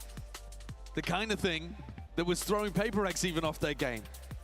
LEV are normally a very disciplined team, and they've got their ideas, they've got their approach super drilled. But EDG are finding those little moments to be able to allow the individuals to shine. 10-3, nobody, the IGL. Coinbase win condition is for King to get his head around these timings and how they want to be fighting them. It's definitely unorthodox. These two IGLs have got history together as well. Oh, yeah. Champions 2024, when EDG lifted their big trophy and became the Kings of China. They played against each other in that upper bracket final. A 2-1 win where EDG came out on top. And LEV ended up kind of fizzling out of the tournament despite being favorites. Sent straight back to the lower bracket final and losing out there. King would love a chance to return that favor. Seeing all in here by LEV when they're on their eco. What do you to that mean? That's a lot of respect by EDG. Oh! Decapitated, blade storm in hand. Kangang's not stopping there. He's not slowing down at all. Finding every target like a heat-seeking missile. If you allow Kang Kang to wake up in this game, it could be all over before you even realize it. Last player standing. Neon taken out, last one found towards the back, but that trade is instantaneous. He was keeping up on Haven, even though it was a 13-5, he had about a 1 KD. It's not bad, but it was nothing to write home about. Here, that kill onto Spike just crushes any chance for LEV to make a counterplay. It's a light by round, and the Neon ult is, it's everything for him. Jenny's still got a really nice ultimate in his back pocket to work around. Steel Garden, opportunity to take everybody down in terms of the weaponry. Seeing a mid-fight taken, Spike to fast lane. He wants to cut this one all the way up towards that top section. Dissecting and taking away the mid-control. EDG call for the fast reaction. They don't want anything to do with that fight, but it does force him into Neon's palm, and there it is. Headhunter, potentially greedy, but Kang Kang, that hot hand, and the form now finally finding his footing on the stage.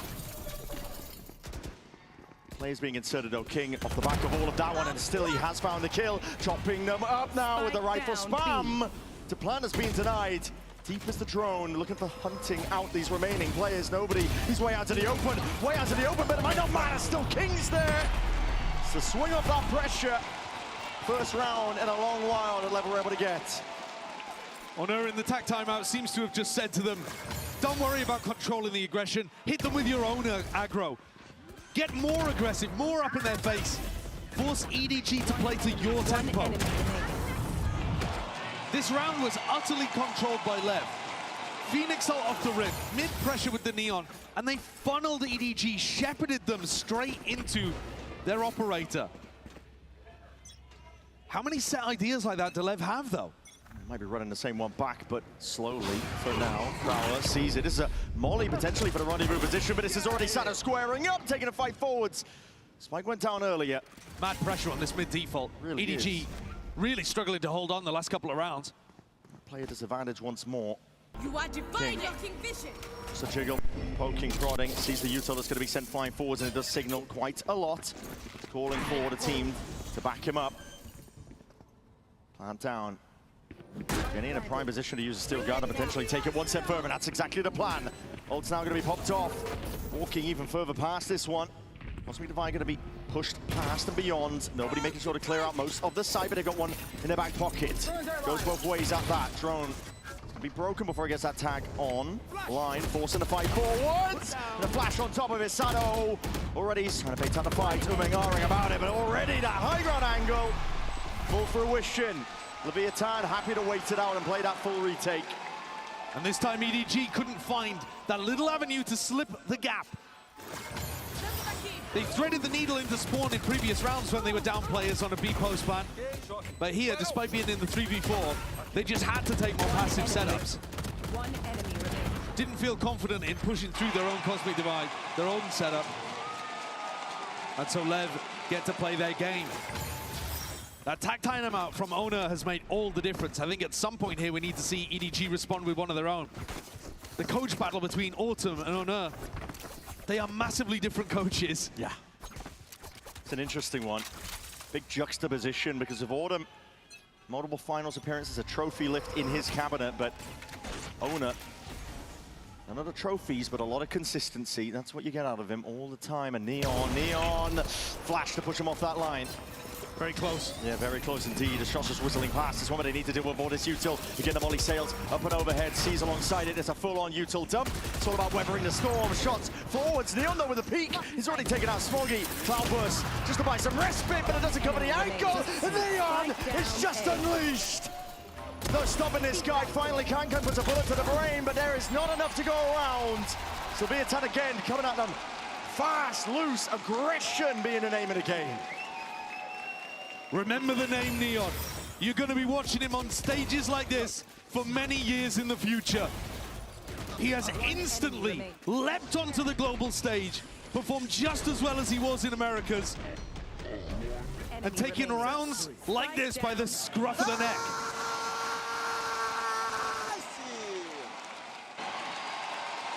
As predicted, EDG are going to take a tag timeout. Autumn needs to talk to them in order to figure out how to counter what LEV are up to. This one was actually a slight move away from the theme. Owner had been asking his team to increase the tempo, increase the pace, and force EDG into these faster hits. Deny them mid-control, force them into A-pops, B-pops. And now he gets an opportunity to adjust again as Autumn scrambles to keep up, even though his team is in the lead, 6-4. They're not Coinbase win condition. Yeah, they're not really going to have the money here, but Kangkang's one away from the ult orb. I think the Coinbase win condition for me, Brent, is that Autumn puts some pressure on the outsides of the maps. You force Neon to take that rendezvous, you push him off that deep line, and then you return back over towards working splits through mid. I'd like to see them, if they're going towards an extremity and outside of the map, to still have another layer where they can go back into either a mid lurk or a split. Yeah. At the moment, if Neon takes contact, it's basically because EDG are trying to run him over. Clear punishment as well from a lot of the contacting that EDG are doing. Going for the same default, though. King is usually going to be ready here to see if he can break the horn, and look at the util that they're throwing out, and respect being shown. Horn's deep enough, though, and Neon was waiting it out, but he was just aiming into the wrong location. It's a great punish from EDG. That extra bit of patience pays off beautifully. Kangkang now with updraft here, looking to lead the charge for the rest of his team in, and King taken out. Dismantled now. We're seeing Spike leading it all the way in for the backward position. Nightfall scatters the stun, just connecting, and it's a bit of damage. Stun, but still, as much as the util and the ult's being thrown all the way out. It's EDG still in control. Flag being planted onto that B site, and it is their territory, their domain. This team can shoot. Both squads have got exceptional firepower. But you heard Alex talking about it in the HyperX game against EDG before, where he was saying, man, you know, we are just losing out some individual moments. There are so many duels in here that are actually 1v1s. A player could come in and help, but like nobody just barrels through the smoke, destroys King. Kangkang, as you said, planting his flag on that high ground and winning every duel that comes his way. Now we've seen a fast play. This is EDG. Haven't used a lot of util off the rip here, but he might be punished for it. Goes both ways, and LEV favored in this one. More to util sets them up for the beautiful gunfights here, but an instant reaction of EDG. But LEV are trying to get one step ahead. They're already making a move over towards that R position. Jenny carrying behind the box, but not for much longer. Sits straight back to that spectator seat. And nobody now has to stare at the round that he's been handed. Final 1.5. A huge 1v5. Huge haymaker from EDG in the previous round, and LEV respond. A gigantic brawl where Neon is not the tip of the spear, but instead it's the Phoenix Molly that just causes Kang to have to take that step back. And nobody's got absolutely no chance of being able to win this. A 1v5, he's already had an exceptional half. He's 14-6. I think EDG can feel very happy about putting together more rounds in the first half than they did across the whole of Haven. Yeah. Right? This is actually them coming back into the game, showing what they're capable of. But LEV are right there with them. Go on, nobody. 30 seconds left. Give us a show. Joke's over. You're dead. Last round, might as well No pop it charges. off here. 30-second mark. You see the odds. Who's that chasing him down? He's not trying to give him anything, is he? But he's not long for the world. It will be that 7-5 finish. EDG, as you were saying, can still be happy with what they've earned. Both teams finding areas to excel. Both coaches finding areas of impact. And the individuals, Nobody and Kang shining brightly for EDG. Yeah, competitive half on Pearl. That's precisely what we needed to see out of EDG to just make this one an absolute banger of a lower bracket final. Don't go anywhere.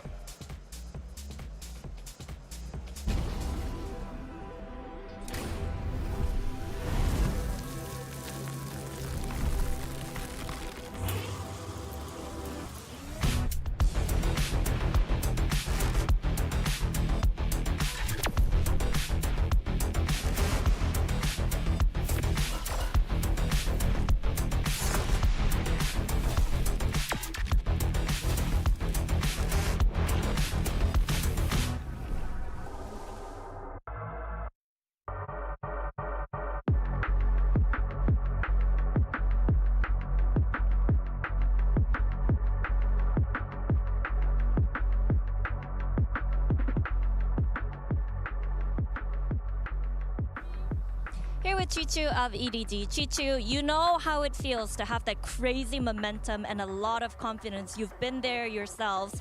So how do you put the brakes on LEV with the great momentum that they have? 就4个字吧，要魔法对轰。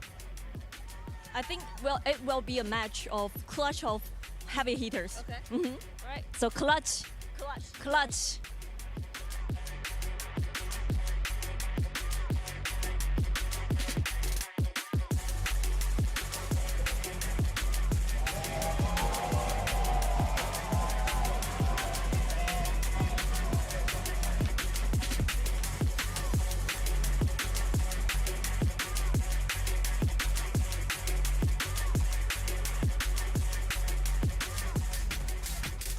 Well, a competitive half of Valorant, that's what we want to see as we head back into the second half of Pearl for EDG. Signs of life and more. Grateful for it. We wanted a competitive lower bracket final. We did not want to see this team go out quietly into the night, but here they are, putting up fights and putting up resistance. That grit and tenacity that showcased itself in a HyperX game here once more. And it's been powered, honestly, by Nobody as a player. The calls he's been making, the plays he's been making. He's so willing to just put his life on the line, make the risky play that his team needs. Sometimes he looks a fool, sometimes it works immaculately. Trap play, double flash setup. Gotta go. As soon as they hear potential sound cues, and it's left at tiptoeing around it. They're poking, prodding. Trap's gonna be sprung, but nobody was home. Dropping down. On, what is that? He's so accurate with those shots. It's not even ADS'd up. Used to pull back to get into that position. And now, LEV are banking on the fact that EDG are going to respond to that pick and start moving around the map, leaving A little more open. King holding, nobody peeking. Yeah, it's a slight off angle here, but he's got into the astral form. It's the wrong timing for it, but Neon Might get a chance to avenge at least. He's spotted the players out, only 4 more bullets left into the headhunter.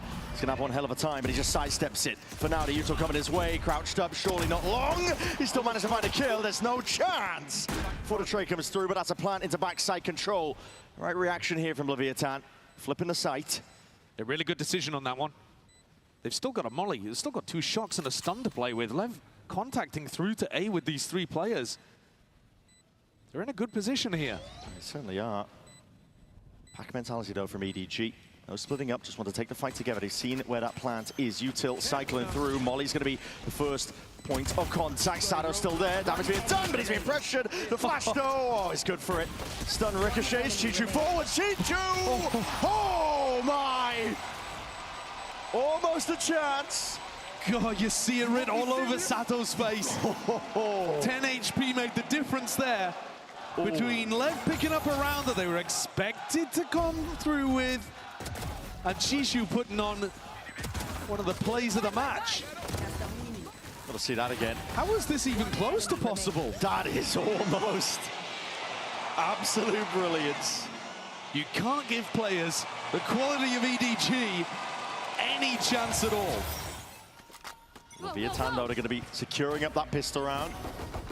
Yeah, EDG only with 2 pistols across the last 2 matches that they've played. It's in contrast, to be honest here. Oh my goodness, Neon. Not scared to use the bullets now, but he doesn't pull back in time. Punished there. Getting a bit greedy.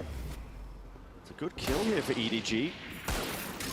Eco, stack of bodies now calling for Neon players to reinforce up towards B, but now backing away. Yeah, I mean, when you hear that Marshall, you know it's Kong Kong.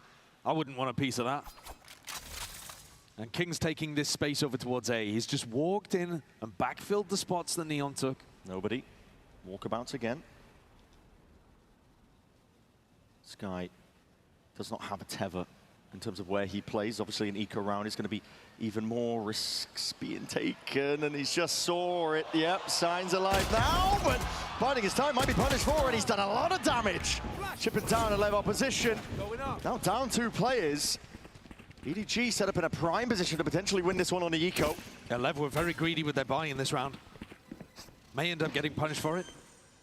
Kong Kong, he's coming in. Yeah, he is, certainly. And that, oh my, okay, shots hitting Sado. Immediately able to just at least get back onto it, 24 HP though. And that's going to be brought down. Sado finding the timing, but run down by the classics in hand, EDG. Beautiful work. And risks at the right moment. I think that's one of the massive things that this squad has learned. In their years of being up, trying to get to the top globally, having already made it within their region. Trying to find the right moment to be disciplined and the right moment to take the risk. That's a huge momentum swing round. It doesn't get bigger. 2 stingers and some headhunter bullets in the back pocket for Neon. Meanwhile, Kong Kong gets to play around with the Outlaw again. It's the perfect opportunity for EDG to make up for their poor pistol round win rate. Kong Kong might be feasting here. Pretty common position. Hoping that he can hunt out, sniff out potential players. That's knife out blows. Down, B. Miscommunication perhaps, but Neon immediately there with a punish towards that double doors angle. Taking up the space now. Seeing the ult popped off, Sado is just running him down. He's reclaimed a rifle as well. Picked that one up, he's going to be stealing it all the way back. Kong Kong under an immense amount of pressure. He's brought down. It's insane. The ultimate out of Sado. Well, they've just given away so many of these guns as well. Lev have stolen the momentum straight back. How has that occurred? Blocking vision. So not feeling comfortable enough that they can commit to the plan, but at least they can pick up a gun or 2. Oh, they've also just cleared so much space. Yeah, full lane control. Plant now down. Just like you said, complete flip of momentum when you thought of EDG. Able to do it. Slide off angle of Neon. He's watching for multiple angles, but he's just missed his chance. Hold on. Repeat it in the rendezvous. Peeled all the way back once more, but he's had to concede up that space, and now it's EDG getting a bit of a move on. They realize, wait a minute, it's a chance to win this. Nobody. First one to step up towards it. That backcourse position needs to be accounted for. King there, but both players searching on site. It's Jenny, nobody. Quick tap, Sado, prime position. Just plays it perfectly, tucks himself back and away, not giving an easy fight whatsoever. They know that there's time to be played for in a round like this. They're going to make nobody really work for it. 4 kills for Sato. Blitz and pace that he took it onto that side. It's all smiles for him. The Phoenix gap is just immense. It's another Thrifty.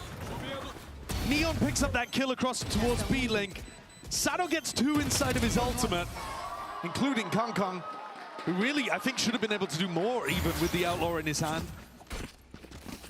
And LEV have just stolen this all the way back. Look at Sato, 19-9. Thriving. He's been playing like a veteran. And he's only been around for a little bit longer than the rest of his players on LEV. Dart and the Phoenix wall.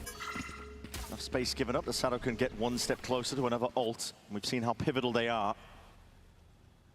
A lot of space, though, going to be taken up here by Kong Kong. Yeah, Marshall. I mean, I suppose there is a chance that he could get his Bladestorm online in this round and we could have Thrifties going everywhere. Yeah. Nobody. Might be tested here. He's turned his attention just away for a moment, but that is perfectly played. Off the sound and the noise being made, Sato taking that swing and takes on a player too. Yeah, beautiful timing on that. And Neon winning a crucial duel against Kong Kong in A main.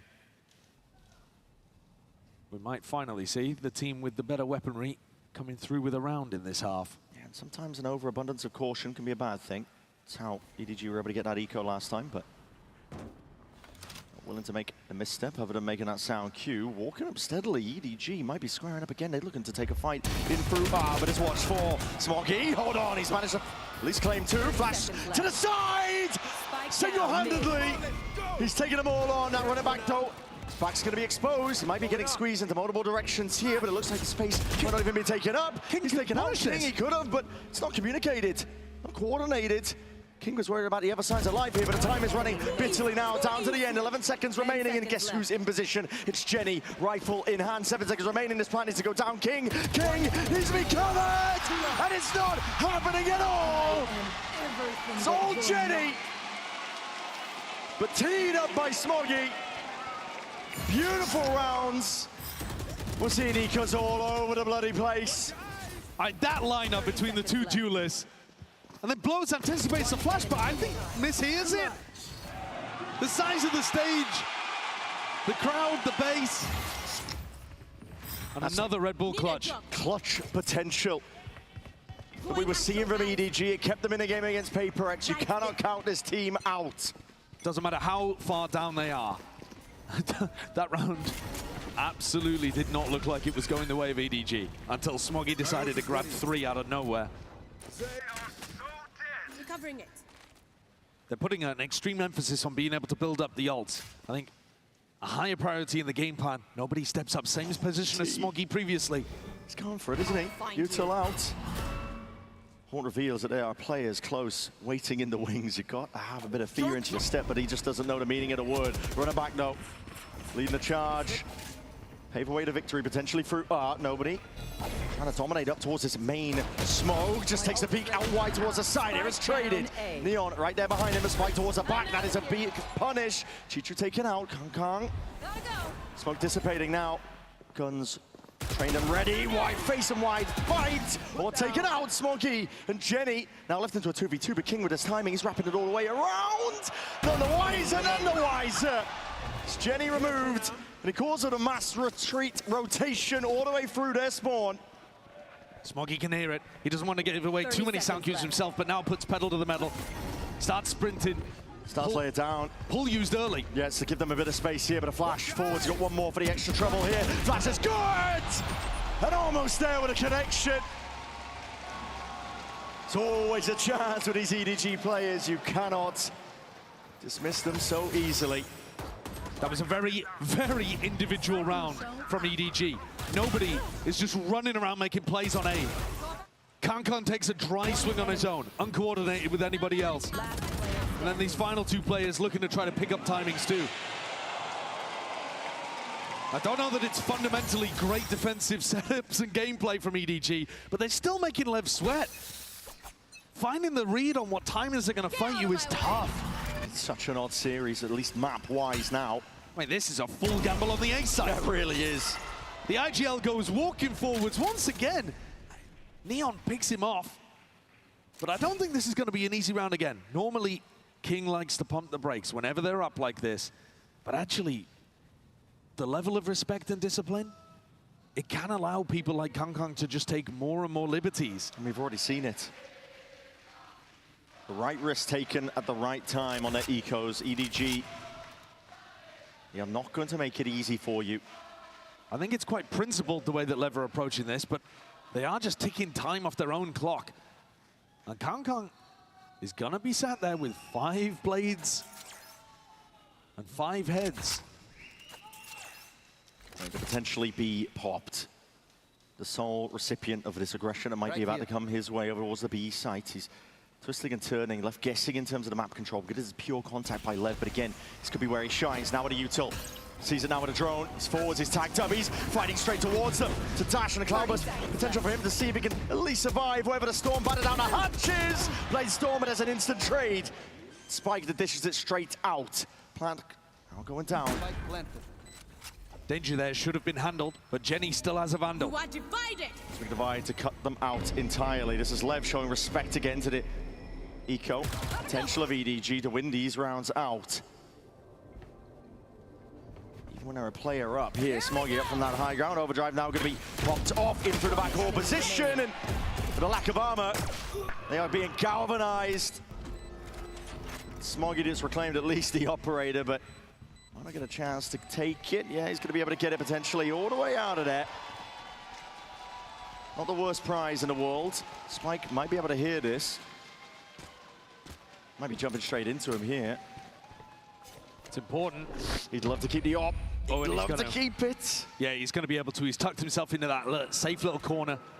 And so Kang's going to have a prize for the next round. But Sado's happy about it. It's an anti-eco, but they convert it pretty cleanly, actually. The big trade from Spike onto Kang made all the difference. Spike's been brilliant in playoffs, too. He's a player that I think was up at the top of all of our ideas about who was maximizing Neon's, I guess, broken kit, you could argue, before the nerfs came through. But man, he looks like he's touched here in London and is not in any way looking like he's hurt by the Neon nerfs at all. No. He just looked like he's playing exactly the same. And in fact, better, I would say, compared to what he was doing, especially in terms of stats. Yeah, in terms of his util usage, it's been sublime. Key part of the reason why they are such a good team is stuns. It feels like he connects them every time onto an individual. 100% when it comes to the precision. 9-9 though. EDG with his timeout, clearly feeling the heat and the pressure from the moment. They don't want to let this chance slip away because they have been in control here and there on Pearl, but LEV are clawing their way back in. Yeah, whoever wins here will have a chance at revenge against HyperX in that grand finals, and a chance to be able to fight for a trophy.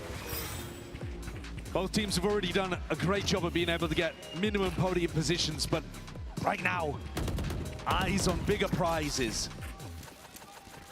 Kang with that operator in his hand that was saved by Smoggy previously. The scoreline tied. Jenny under pressure early.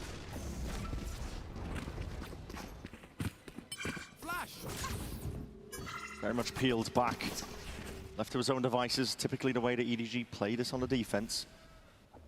Happy to see what Jenny can cook up when he's anchoring.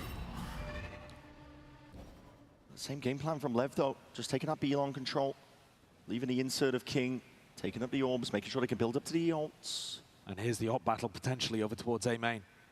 Neon heard that haunt, knows that somebody's going to be up deep. He's calling for util of their own, a drone. Used to clear this position out. Kang's making a go for it here. Take a listen into LEV. Só tomou spike. Guys, o cara tem AD up, saiu pra trás. Tá botando trela V, viado. Dá pra fazer mais um. Mano, tem que ser rápido. Mais um, mais um fake, mais um pump e botar mais split. Só volta split rua, é outro, guys. Eu vou botar de vocês. Vou dar aqui, Sato. Vai. Oi, tá museu. Esse cara é a como interessa. Eu vou ter ult, tá? Pula, Vedo. Mano, blow ult aí. Vai chegar depois, vou voltar, guys. Vou botar museu. Botei e voltar, tá? No more stars.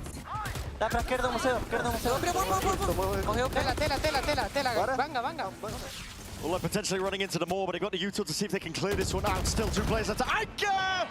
They're taken out! Dismissed and dissolved in an instant. It leaves it up to nobody and Kong Kong once more. That plant will be going down with barely any time onto the clock, but backwards position. And Kong Kong shot going wide! Bullets rattling into the wall. Blows seemingly unaffected. It's Lev taking the lead. King crafting that strat, pulling his teammates back towards him. Despite losing Neon, the idea of Blows ripping this Hunter's Fury deals with Smoggy, but how did they get the last two? Just beautiful timing on how they step in. Remaining. Taking the swing, bringing the fight, and rinsing any on-site crossfire setups there. Beautiful execution. Going into the stack and still coming out on top. Neon. Dangerous tidings awaiting him. Flash in his face that he'll be forced to respect.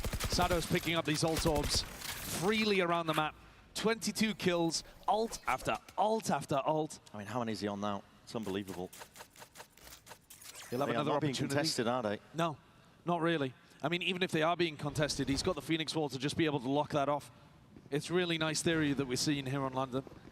Normally these A-orbs are the ones that the Phoenix would normally want to fight over in previous metas, but to be honest, the defenders, it's easier for them to challenge it. This is nice though, Smoggy pushing up over towards B as the Phoenix Wall dissolves for the attackers. Gotta go. Reinforcing over towards this A site, a stack on the eco for EDG. Yeah, big ults, big tools to use if it comes to it. Steel Garden could be beautiful. It'll even up the fight that's yet to come. Drone forward zone not going to be broken. I'm going to see that runner back again forwards, but there's that Steel Garden I was talking about. Flash up overhead. Side arms are going to be taken out, and Spike Hammy to once more playing all the way forwards here. Whittling and dishing it out with the pellets. And all the way, the fight's not done, it's not finished just yet. Overwhelming aggression is the name of the game, and Lev, it barrels straight over EDG. A pack mentality. Grouped up, death balling. No chance for EDG to be able to pull out magic. Just sheer overwhelming bodies in the face of Kong Kong at the end. What on earth is he supposed to do about that? And what is that snap? Yo, okay. 24 kills across 20 rounds. A good time at the Phoenix in. Revealing area. Sado is on one. Kitana as well, over the top alongside that Phoenix Wall. This time EDG looking like they might want to put the punish on, but it's constant orb grabbing. These players are being split up now, behind the box. How the hell do you even get out of this one? The util need to come through now, but EDG, they're stacking it with bodies. The flash is good, but the anti-positions, they are walking right into their shots. They just melted Chishu as well. Molly at the back of the pillar. It's a pick your poison situation for EDG. They and tried. Once more, the hardest possible challenge given up to Jenny. Neon's already on top of it. We're up to 12. Leviathan.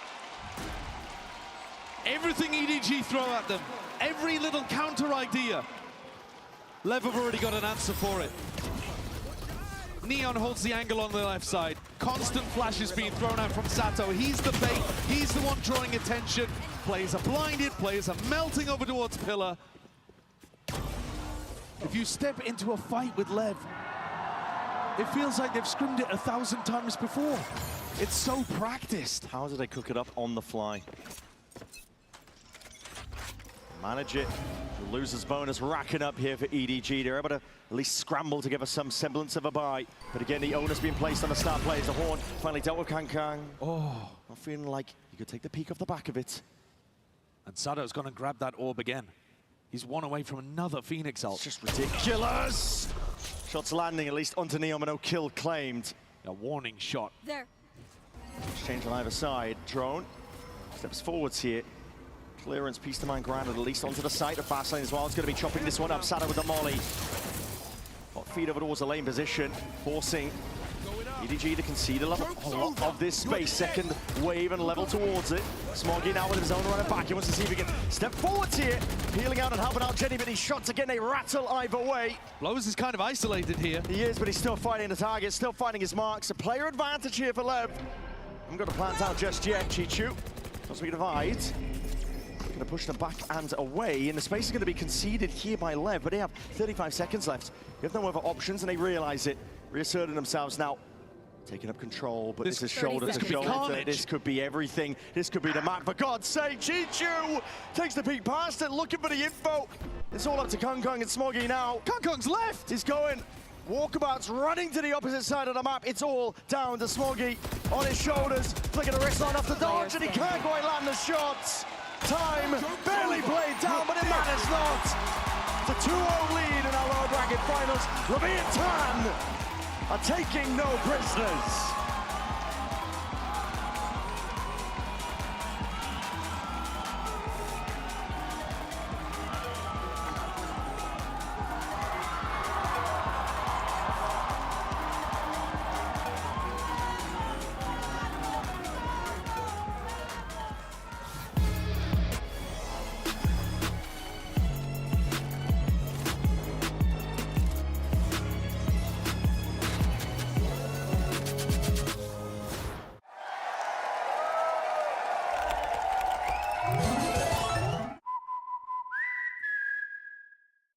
Yep, that's me. You're probably wondering how I ended up here. It all started when I got to the FIFA World Cup. And wow, thousands of Verizon customers. Oh, you got the free Verizon tickets too? No, I'm... With amazing seats. I'm sorry. Okay. And even pitch-side access. Are you? David Beckham, a Verizon customer. This used to be for players. Now it's for Verizon customers. No one gets you closer. Only on Verizon.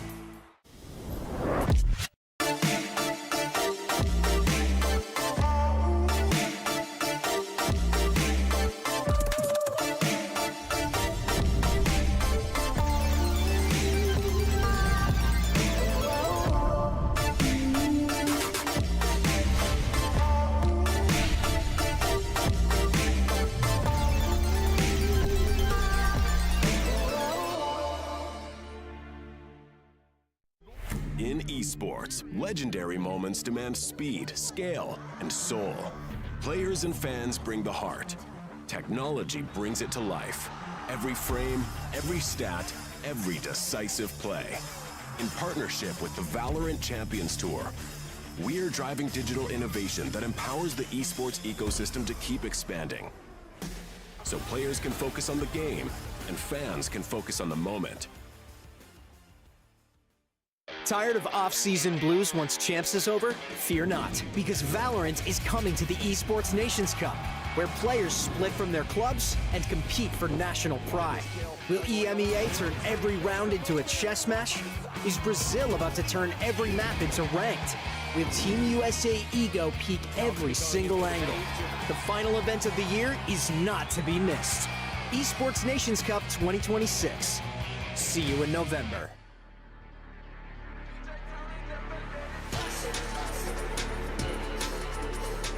Break time is the perfect excuse to put the kettle on and make a cup of tea if you're British like me.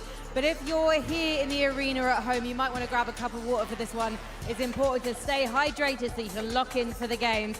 I've got some volunteers to show you how it's done. My friend James I met earlier. You're going to kick things off in 3, 2, 1. Get drinking. Oh, I love this. We've got 2 people to the right of James. They've already decided to get a head start. It's turned into a little race rather than a wave of water. That's it, there we go. Down, down, down. Sage, the star of the show. How delicate. We need the crystals to stay on the face. Beautiful. We've got a little pinky up moment here. Got cat's eye on my head now. We got Killjoy. We seem to be doing this 2 by 2. We've got a race between Viper and Killjoy. Looks like Viper's won, but that's okay. Killjoy for the lovely, delicate finale. London, please make some noise for your agents drinking water. That's a reminder to you guys. Stay hydrated, enjoy the games.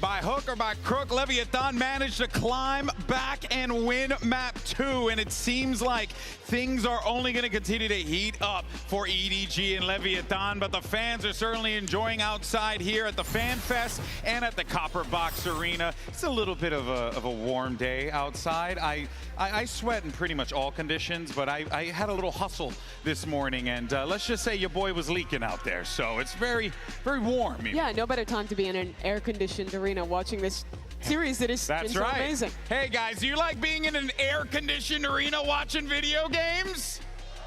Yeah, right? Not bad. Not bad. All right, friends, let's go ahead and dive into what we were observing in that map 2, because I mean, look, the reality of the situation is, right, we came into this one saying Pearl is the map 2, that we need to pay attention to here, Minnie, because this is a good map for EDG. But one of the things you prefaced was that America's teams tend to be quite good at this map because the region is quite good at this. Seems like your hypotheses came true. Yeah, of course, and I think that to highlight early on, it was Neon getting those opening picks that was really crucial for them. But EDG bounced back in some of these rounds despite being down in the 4v5s, and were able to close out some of these tight situations. Yeah, I think what was impressive was that after the first round of the series, looked like EDG honestly needed CPR. They were completely out of that game. They couldn't get back in. But here this looked a bit more like the HyperX game. The late round team fighting, even kind of stepping up to the big stage, taking some risks. The eco round where nobody, for example, is pushing up into mid and being able to get that one across the board in the second half. But at the end of the day, LEV took a timeout in the first half. They switched up how they were approaching these retakes, and they looked excellent in the team fighting to be able to bring this one back into control. I mean, unbelievable stuff there. Of course, big plays as well were necessary in order for that to be the case, and I think you can see the fans kind of losing it out here. But that takes us to our Verizon high-speed moment from Neon, because again, yet another multi-kill from this incredible player, but more importantly, just giving this Leviathan team, Mimi, everything that they need in order to build up these rounds. Yeah, this was one of those rounds that came right after Lev's own timeout. And notice how they're playing backside here. Both players playing close together. After Neon takes contact, EDG will try and swing into backside and punish him here. But he's just continually getting moments within this to find picks. That shot's just ridiculous with the headhunter. That is nasty. By the time he's done the work, the rest of the team arrives with Spike on the Neon and then the Phoenix utility to flood in front side and shut it down. EDG really wanted to fight deep and get into backside in these post plants. And once Lev started fighting much heavier for that space, they found success. Yeah, instead of just letting EDG into the sites and just playing very passive, it felt like there was an active approach to fight those back lines, and it was working beautifully. Yeah, it looked like they were like, hey, we're gonna peel back a little bit, but at a moment's notice, we're gonna push forward. Like, we're not just gonna only peel back. And I really liked seeing Leviathan just throw some variance in how they held a lot of these areas. And also, it just helps when you have a guy who's just out there shooting everyone in the face and just getting all the kills. Who is, by the way, the youngest player on that stage. Could not even play at the beginning of this year. Bro, I'm telling you, bro doesn't care. It's incredible. Yeah, they started kickoff without him. Finally turns 18, steps up, plays his first full stage to qualify to make it here in Neon.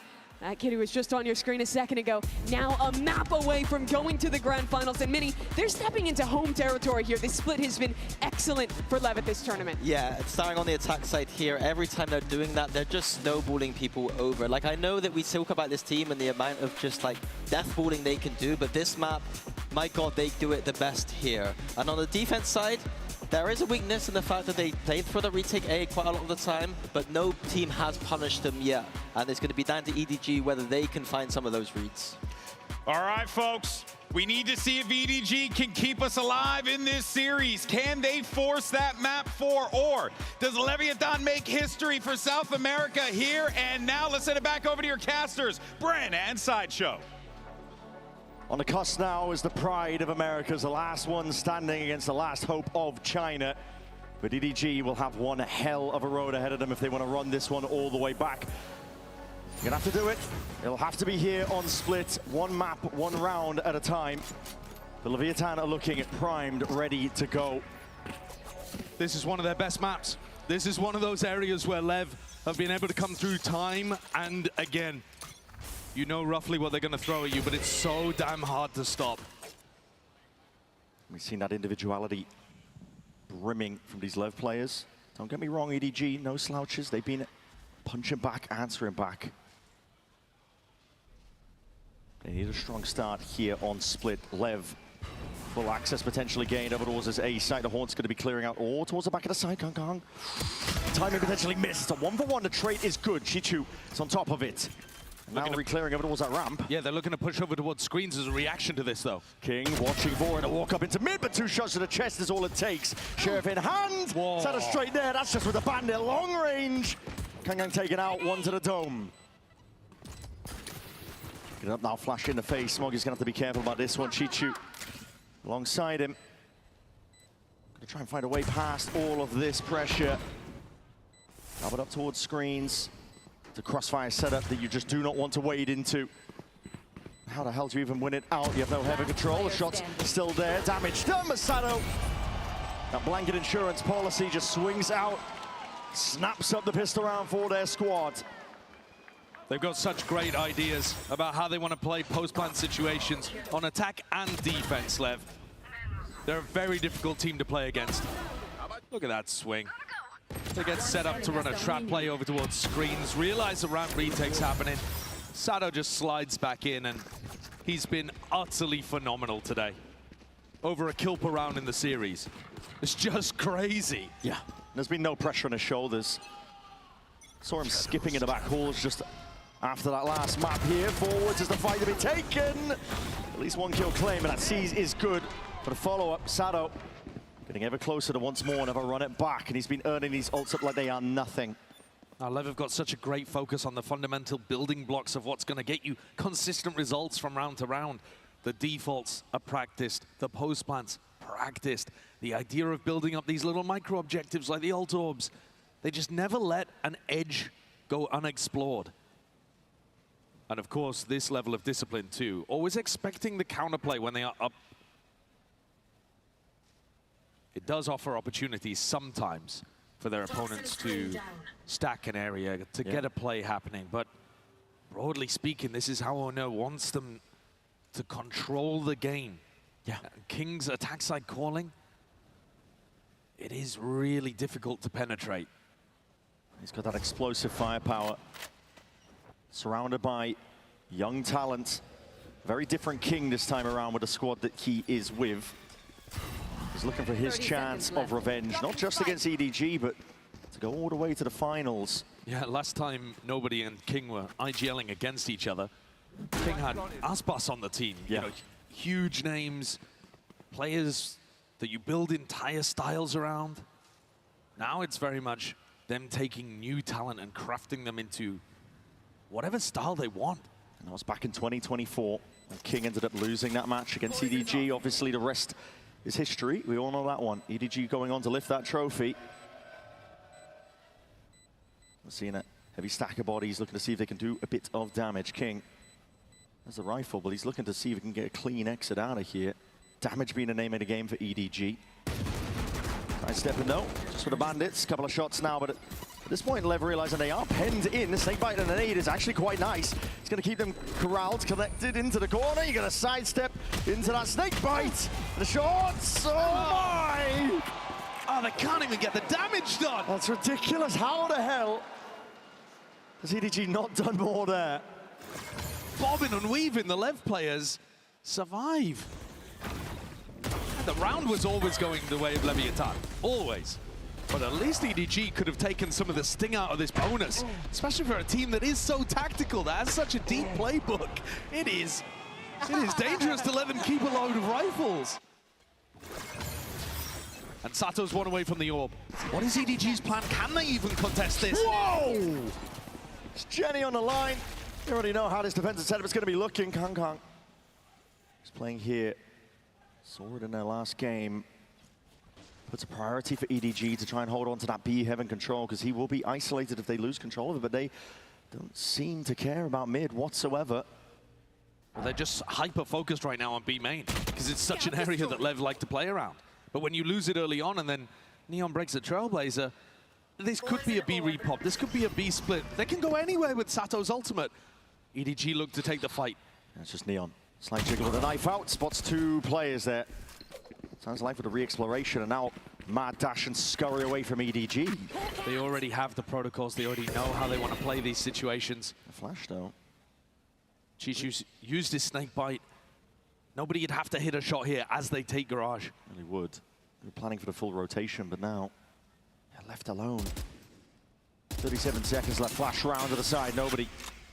Hoping to get lucky here. A little bit of spam onto that line. Another flash of his own. Doesn't make the play to push this one forward. She's just buying time as well and making them stew for the moment. A bit of spam though. That'll do the trick. Still it goes counterbalanced towards the other direction. Spikes in though. That slight off angle accounted for. Chichu's there. Kang! He's going to do his best. Swift couple of kills there, but with 13 seconds left, the plant will be able to go down.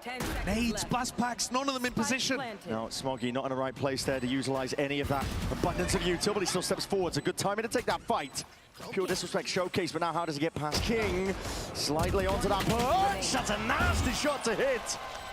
But it's all contained in the end by Spike. A 4-piece for him. What a round from Spike. Look at that opener. Perfect crosshair placement. And then the second kill he gets, just spamming off the Phoenix Ult. That regens another slide. Destroys Chichu, crosses him up, no chance. And cleans things up before they can get too dangerous. Disrespected a Boombot to help his IGL. I'm him. Yeah, you are, bro. He has been more of the neon than neon at this event. Yep. He's been exceptional. There were other people that we were looking at across this tournament. You know, Koshmaras, is he going to turn up and take London by storm? That's the issue, right? A lot of these teams, they leaned into the neon. They didn't change too much around it. I think LEV have come into this very aware of what's different about neon this time around. Movement got nerfed, can't shotgun as much.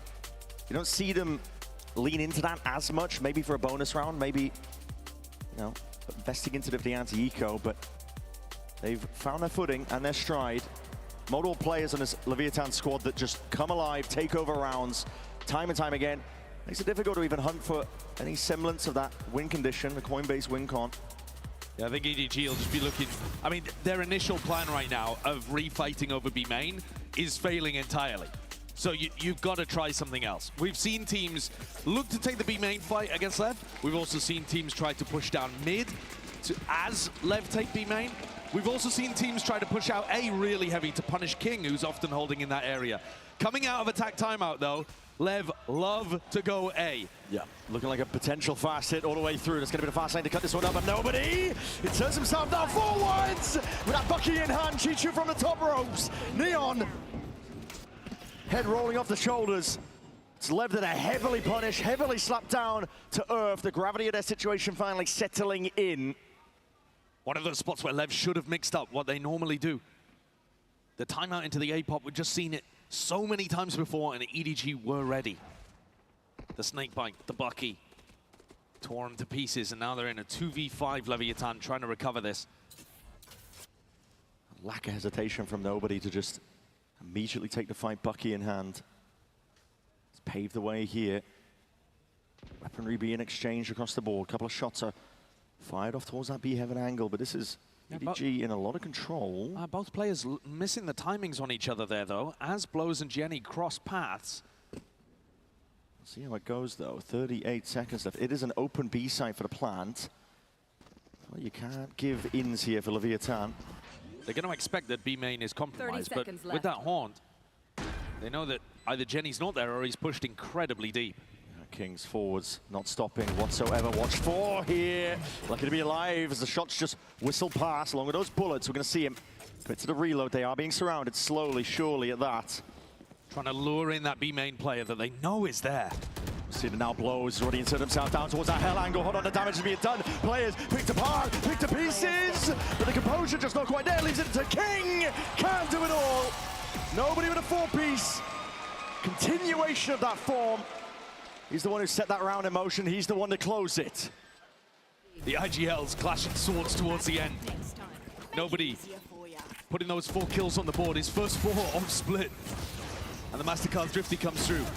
I think mostly this is a really nice read on what LEV like to do coming out of timeouts. I don't think this is the kind of thing that you can normally read into too heavily.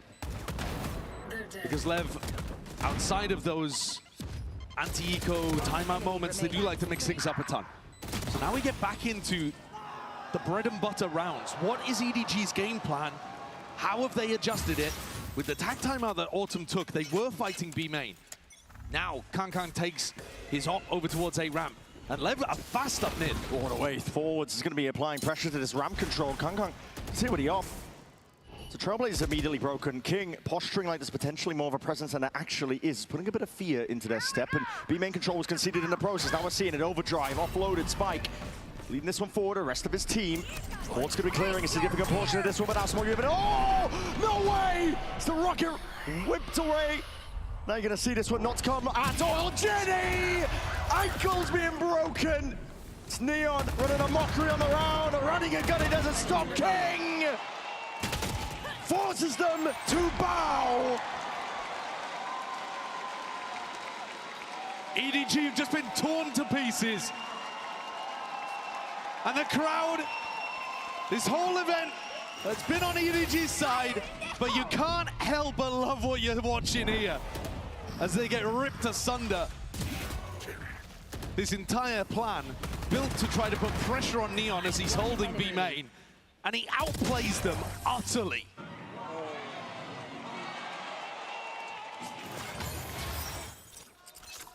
You can see it on the face of the EDG players. Hope is fading. Yeah, but they've got the right read again here. Yeah, not all is lost. Nobody was able to do it for them before. This time, though, LEV not willing to jump straight down the gullet. It's another anti-eco, another A push, or at least an A-side default. But King hits the brakes and decides to back off as soon as they realize EDG have gone for that same defense side read. It looks like the prep is there in terms of stopping LEV's A hit. But it's the normal B main default and the B splits with that mid pressure that EDG have no answers for currently. Steady walk up through mid. The read is nice though, with them cutting noise and starting to gather over towards B. Kang will have a chance to influence the round. Stack is in the right place. Yeah, a shot with a Sheriff and Bladestorm activated. There are chances. There definitely are. Go, go, go. Especially if this goes poorly. It's going to be that Prowler to lead it forward. Spike with that deep dash to the side. He's weak as anything. Stun ricochets, rebounds. Let's get the connection they were looking for. C's already going to be utilized, but King has that control over towards A main. He's calling for the troops to reinforce, go back over towards this A direction, but there's hesitancy in their step. I mean, it's beautiful calling though. He's got the complete A site open. 20 seconds, now we're seeing it. Satchels across all the way. The EDG's trying to catch up to what the state of the round looks like. The paranoia is good, but the rifle's even better. All the way onto this side though, 13 seconds remaining. This plan needs to be denied at any chance, any opportunity, but Blows already committing this one with a plan. Kang up towards the top now. Rifle there! Whipping it way and around. It's Spike finally dealt with. Kang coming alive. In the final hour when his team needed it. Guns to be handed off and over the heels there, but still blows. You can't count him out. And as that smoke blooms and blossoms, it's nobody's life that's removed. Jenny, ghost in hand. Barely anything at all to work with. He's got to find a path forwards, but with that upgrade found rifle now, but a deep TP. Jenny finding his mark, finding his footing now, but the time's starting to get away from him. Blows just sidestepping it all. There are too many threats on this Leviathan team for EDG to navigate, even with Kang. Utilizing the Guardian, a historic weapon for him in big moments, in big matches. He picks off 3, spinning around. No help, no support. Again, very individual from EDG today. They are really finding it tough to sync their ideas up together and play off each other. Even their best moments have been on the backs of those individual rounds. LEV going for a bit of a fake A-ramp control here. Spike not committed. He's all the way up. He's got that judge in hand. We've seen this play before. He wants to dominate control towards it. Chichu, he's hard committed. Well, he's stuck in the open. The fundamentals of LEV still reigning true. Finding these kills, Kang feeling the pressure, knowing that they've lost that mid-control. He steps forwards, wants to take a fight in towards B-main. Jenny, again, still hard committed to paranoia. Sweeps, and Kang capitalizes already with that swing wide out. He's going to be backing himself up and away to smoke to potentially play around. It's going to come down to the reactions here, just spotting out the players, but blows! Just straight there from the side, high ground! Walking the catwalk. Bullets into the bodies of the EDG. They're finding weaknesses now, but this is all up to nobody. The pit up gives them a bit of space, but it's still up to nobody in a 1v3. It's going fishing, hunting, spraying and praying, hoping for the connection. Tries to play it quietly for now. Waits to see if LEV will make that first move, the first slip up for them. Drops the gun, tries to bait the swing. Making them think that he's saving that operator, but still the bullets firing now, revealing it. But he picks up the operator at precisely the wrong moment. This is all Leviathan. The Brazilian fans here in London are having so many opportunities to taunt and jeer these EDG players left alone in 1vx's. It feels like every round, LEV are finding opportunities to just put the squeeze. Look how isolated Kangkang is there. Playing for his own value towards B main. Jenny hiding inside a smoke. There is no attempt to play off each other, to hold angles for each other. Purely individuals. At some point halfway through Pearl, they just decided solo plays were going to win the game, which is wild. Against Leviathan, as we said, they've been tempered, honed to a deadly edge. Coached by Owner. He's not one to let any sort of lack of discipline slip. I thought we were going to see Kangkang rip the Bladestorm in the previous 2 rounds and try to convert a situation where they, might have been able to find it winnable. Here he pops it on what's essentially a full eco. It's a deep insert through mid. He's going to be the first one to see signs of life potentially, trigger the paranoia. Orb up though, holding for the flash. Trap play set up straight off of Kangkang's contact. Right clicks. It's an updraft and a dash though, and he's back out and away. They don't want to overplay their hand. But the right click, now he's got no knives to work with. Where's the threat now for EDG? No gun at all. Deep haunt. Trail's going to be pointing directly towards potential players here, but a classic. Just can't get it done. 4v4. Still danger here when the time gets as low as it is, and nobody's going to be hearing this. Many footsteps moving towards it. Running back, no. Utilized now to lead it forwards. Nobody at least takes him out, but Nightfall going to be scattering across. Cuts away a couple of these sound cues. Nobody! Still sidestepping. He's dancing around the pillar. He's making it work. Time ball for the rest of the squad to get in. Util flooding and flowing straight overhead. It's going to be slowing and stunting it. Nobody somehow grabbing another one for his troubles. And surely that's enough. EDG back from the brink, another Mastercard Thrifty. The read, the stack, bodies in. But these rounds are coming few and far between, and a lot of them are coming through on Thrifties across the last 2 halves. Hello. That's a whiff. 30 seconds left. Not where the orb was supposed to go, but I don't think it particularly influenced the outcome of the round. Might have allowed EDG to stack bodies a little more confidently over towards B, I suppose. Yeah. Kangkang's trying to get the energy back up. This map has not felt winnable so far for EDG, but they need a bit of belief. Be what they needed. Pit's going to be blocking out that access to B main. I like that idea from Chichu instead of using it in mid, as most people would go for. Yeah, I mean, LEV put such a high priority over towards that B main, controlling their attack. Farming up the orbs, taking control early. And you have Kangkang's up on the other side of the map. Getting deeper now with the Trailblazer. Creates a timing where Smoggy's got to try to put a little bit of pressure in mid. He's walking all the way up. This is brave, but he just misses his chance. Slight jiggle. King, surely you're not going to be stepping straight back into the damage. This one. Oh my goodness, the nerves. And nobody left to defend at all, really, from a spot like this. The flash is good. Stun going to be missing. The spike still leading it forwards for his team. We're glide to the side. Back's turn, though. Kangkang, potential for him to feast. Destroying and decimating them. And once more, that time bought King. Forwards into main. He steals with one of the challenges. Spike's going to be picked up. Gives you chances to pivot, but you have only 30 seconds remaining. Which direction do you move into? It's a noise bait. Sound being made as they jump down into the vents, but the actual goal going to be towards the A side, and that leaves it up to Jenny. Jenny can stay hard anchored here. He's always got the ult to be able to play off, but the play's coming into him. He's just walking straight into the line. He's not ready for it at all, and that's the anchor play that potentially could have played spoiler. No paranoia. Level left guessing. Where could these players be? Smoggy. He's found it. Quick shot straight to the dome. Time, 4 seconds. He's missed it. It's no time at all. Chichu's running him down, but it's going to be a round 1 for EDG. By the finest of margins, Neon there deciding to take the fight into Smoggy. It's 2 rounds by the skin of their teeth, but EDG are putting them together, putting them on the board. What a miracle round from Kangkang too. Stepping forward through the snakebite, down to 30 HP, and then down to 1 inside a C's. Always confident to take the refight. One enemy remaining. And LEV really needed to put more focus, more attention on him.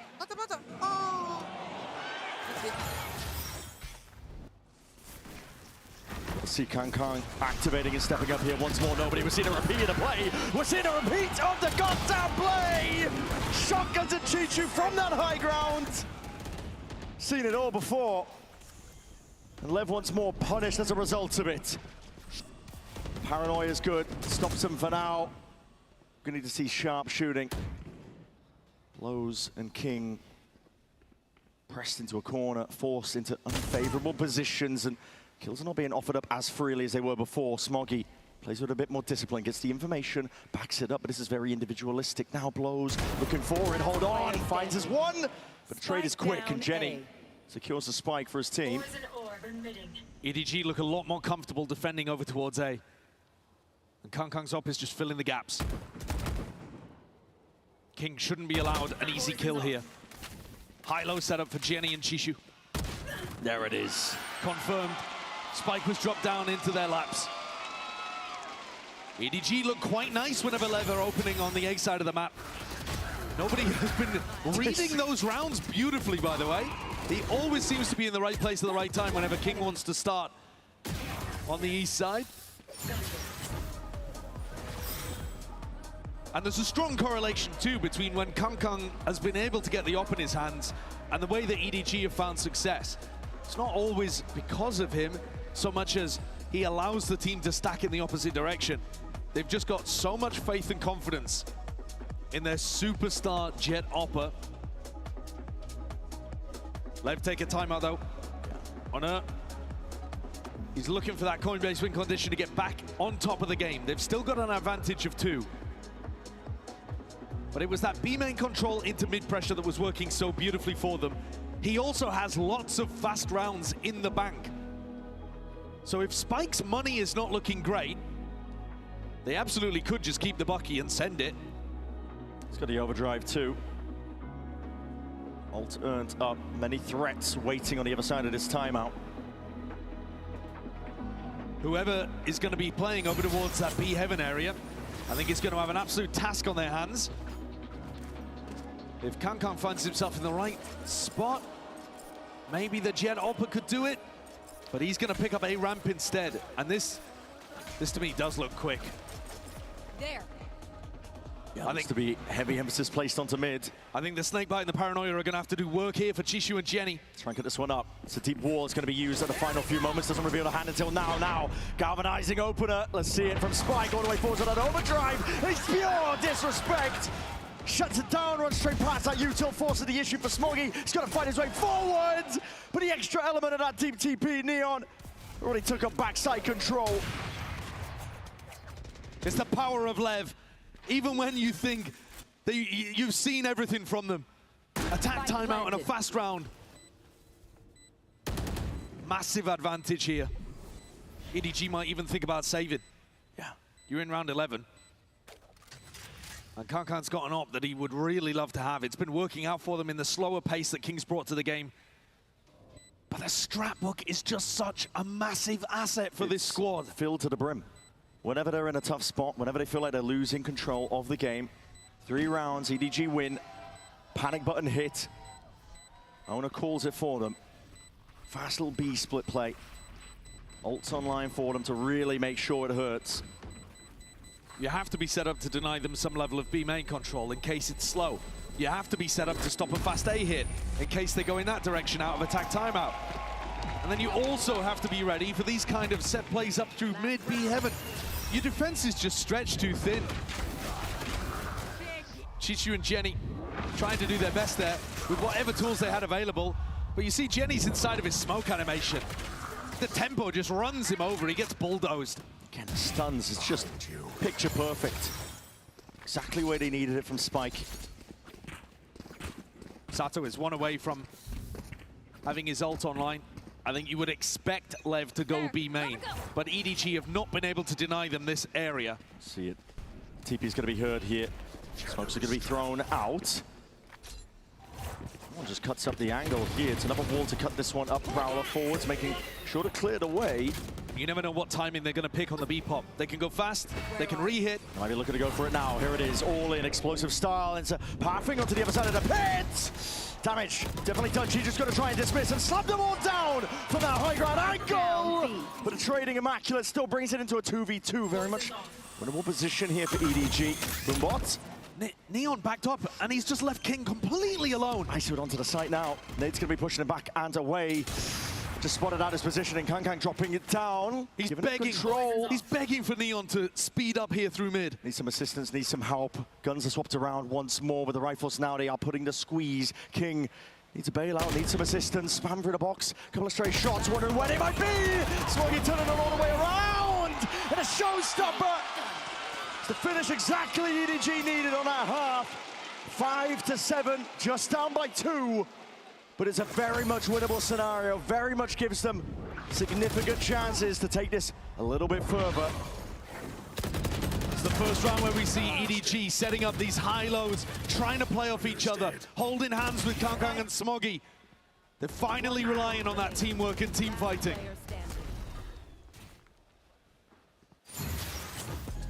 It's a wonderful end here for EDG to just pull it back to that 7-5 half.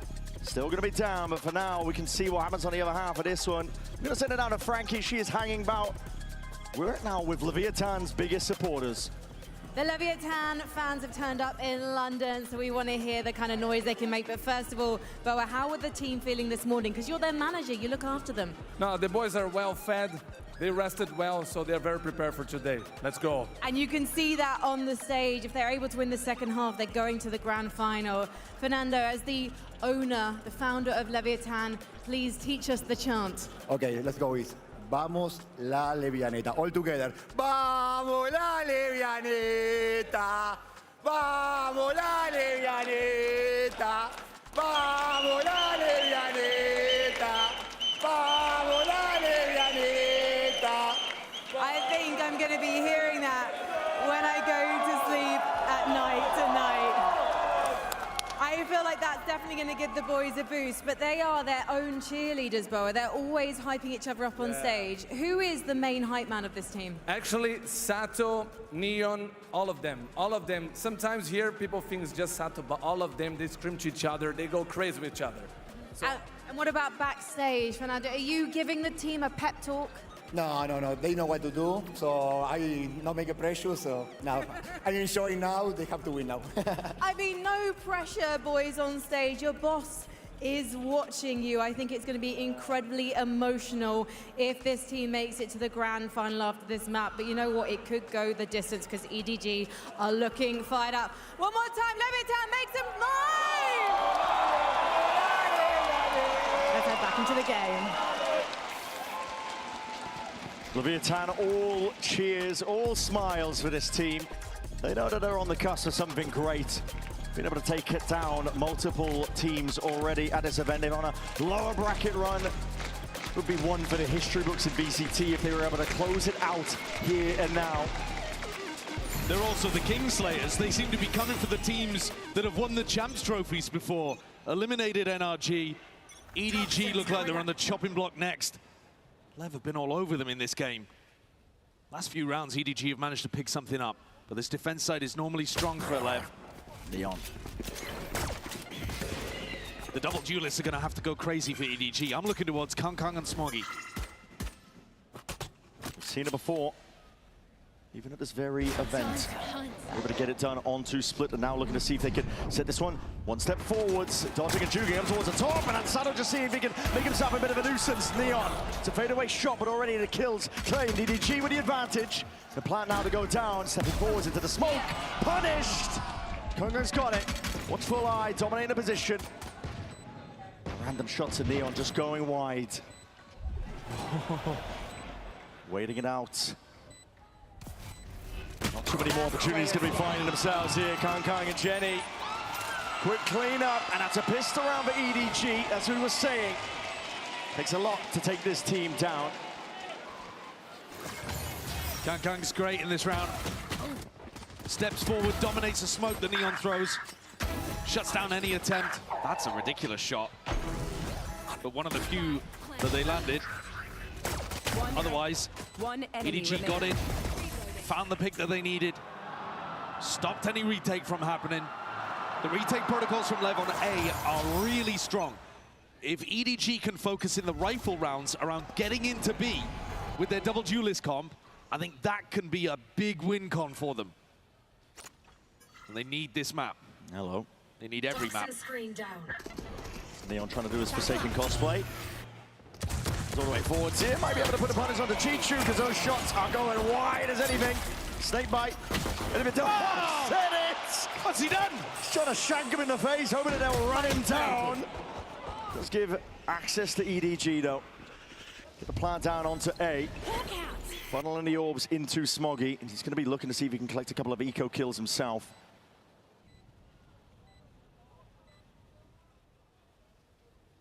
EDG might have an idea of where these players are going to be hiding, waiting to die to the spike. Ideally, it would be Smoggy. Spectre in hand. These are looking like 3 tasty ult points down here if Smoggy can find them.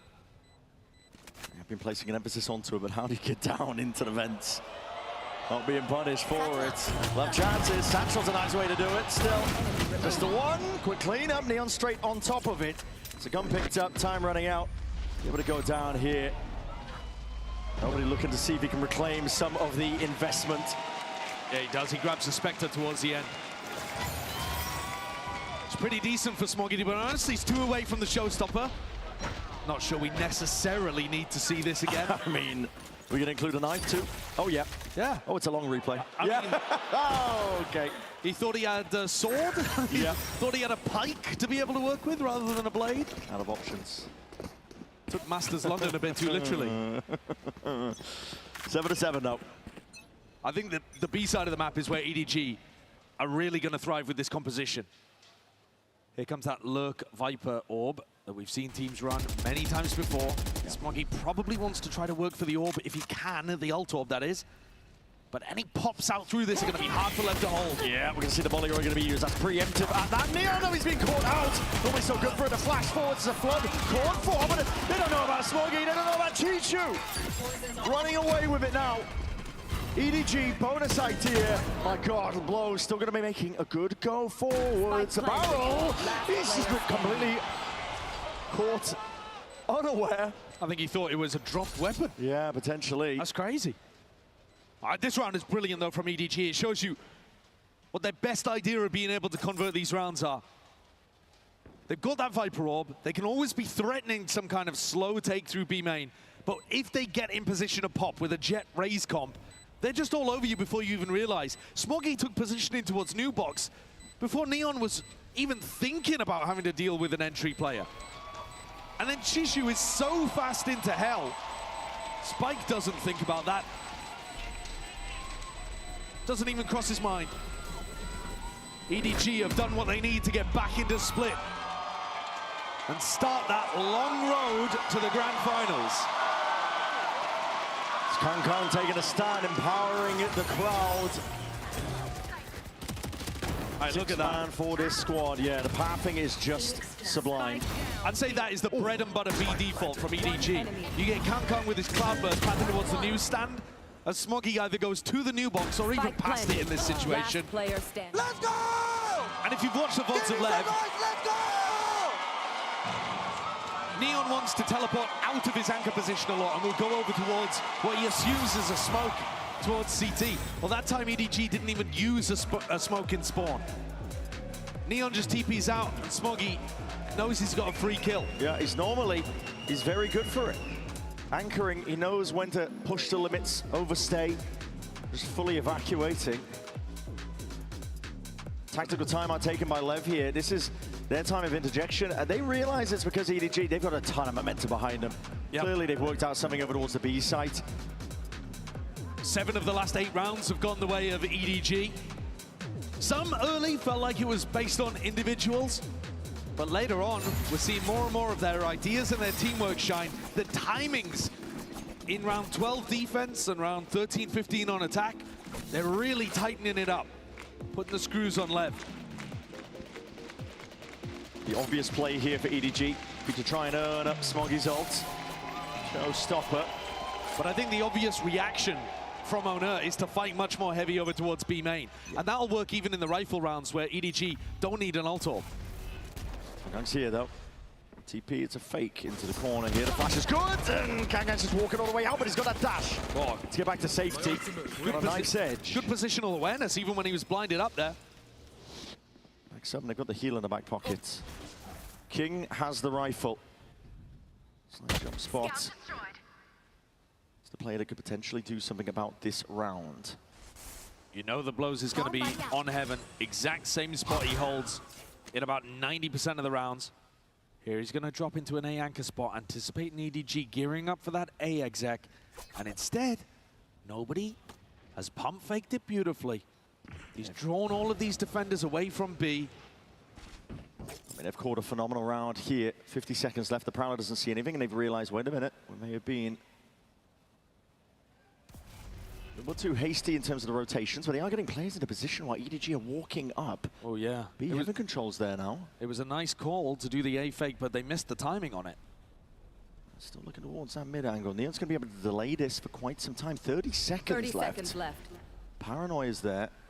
The smoke dissipates, doesn't want to take the timing now, but with it, Util sailing up overhead. DTP cuts it up into the corner. It is accounted for though. Nobody's straight there with it. Still that rifle player, King only the one. Backing away to Satchels. Somehow playing him into safety. 13 seconds left. Time is of the essence. EDG, they're going to get a move on. They're going to go towards his site. The plan is to go down here with no real problems. Defended in time. They just love to make the fans sweat a little. Oh, yeah. It's a nice call, but they missed the timing. Had to go into a full stack of bodies. Again, it's nobody, the IGL, who takes first contact. Just making sure that these players on the entry are not going to get caught. And then Spike gets put down in the floor. Ult's online. So lucky. So lucky. 5 people. Why? Whoa, hello, Smoggy. What's going on here? That Paranoia is going to be following up right behind him. That's a running back. Utilized by Sato. He's going to be able to at least absorb this ult. Nice idea. It evens out. It's a fake, though. They're luring blows out of his normal position. Trying to take up space over towards the A side as a result of it. A double fake, actually. They're going back to Smoggy. Let's take a listen to EDG. 我大人摸包着，我在家 B 楼，小心打死！这个不是中路压了，吃解包，去哪2楼？我去看 B 通了，我去看 B 通了，我去拿紧压，你们去拿2楼，我去拿2楼下，我 B 通反绕 B 楼了，他以为我摸2楼了，他以为我摸2楼了，紧压推黑了，2个至少，你们把楼上了，霓虹上了，他没到就回防了，他没到就回防了，他推黑了，我绕 B 2楼了，2楼启动了。 我摸得很慢，有2楼，慢慢打，我玩楼8，我玩时间了，玩时间了。 关键是在绕远的，对，我马上2秒钟有闪光，阳台有人，阳台到了，打个闪拖一下。地方有个Viper。 Still left to spare, nobody's almost let himself a little bit of respite from it, but still Neon won't go down. And now he's the last one left, time ticking though. LEV being pressured, and they might have just lost the round entirely as a result of it. Nobody plays it to perfection, waits it all the way out, and King can't even escape. What a round! So many layers to what's going on there. They ripped the showstopper off barrier because they're expecting LEV to fight for B main. That's the most obvious tactical adjustment that LEV would have made. When Smoggy gets all of that position on B, they cancel the idea of going back over towards A. Head to B, get the plant down, and then there's lurks on lurks on lurks because of that double fake setup. Nobody individually and in terms of the calling, getting one up here, putting the pressure back on LEV. China's Kings, they're leading by 3. They really are. Not done yet by any measure whatsoever. Dash going to be primed, Brockton ready. Flash held into the hands with a refight call for LEV. Trying to get ahead of all of this. Kangkang finally brought down. Jenny just can't quite manage it. Rifle aim was impeccable towards the end, but that trading again earns LEV one more chance. It's King rattling out commands towards the end, rattling out support. Anytime there's a big team fight brawl like this, we saw it on Pearl as well. LEV looked more practiced. If it's a giant 5v5 fight, a big skirmish, the trading and the util does tend to favor the American squad. One enemy remaining. But if you create chaos, if you slip individuals into little gaps, EDG, they've got those opportunities. And if they can find a big exec, this time going over towards A, is Blow's good for it. They know where he's going to be posted. Smoggy, he's got that judge in hand. Hold on, moving away forwards! Judge might have been nerfed, but not that much. Can't go straight there with a blade storm and a right click. He's going to be dismissing them completely out of his grasp. LEV peeling back and away. I know they've lost control over this one. Here. Giving him control of the space inside the smoke as Kong just backing out. He knows the internal timer ticking. Smoke dissipates, he hears it, sound cues. There's good tracking. Well, there's the Neon nerf in action. Straight back at you. Spike planted. Neon can't do much about this. 1v4, EDG find their way to 11. And this is very nice game plan from EDG. The ante, we've seen a lot of teams try to beat LEV, and they struggle a ton on the A side of the map. We've seen most teams, they know that they can get the plant down on A. So they go into A, and they end up playing in these post-plant situations that LEV are mega comfortable with. Instead, EDG are going up ramp and dominating heaven, which takes away any opportunity for LEV to play their classic retakes, where they're fast down ramp. EDG dominate that space. Kang bulldozing his way through and setting up on much more aggressive angles. It's a beautiful idea. They look very prepared for what is LEV's map pick, and an astonishingly successful map for LEV. The desk was saying, if EDG can push things towards map 4 and 5, experience, scrappiness, it could start to push things more and more in favor of the Chinese team, who's won a trophy before. The faces on LEV currently on that stage, playing like they've realized for the first time exactly where they're playing. Seeing the same smiles, the same energy. Well, it's also the first time we've seen them struggle strategically. Yeah. It was this B exec that first posed the problem. And since then, EDG have actually shown a lot of other stuff that's worked nicely. The fakes from nobody, that A-Heaven exec, and now Kang with the op.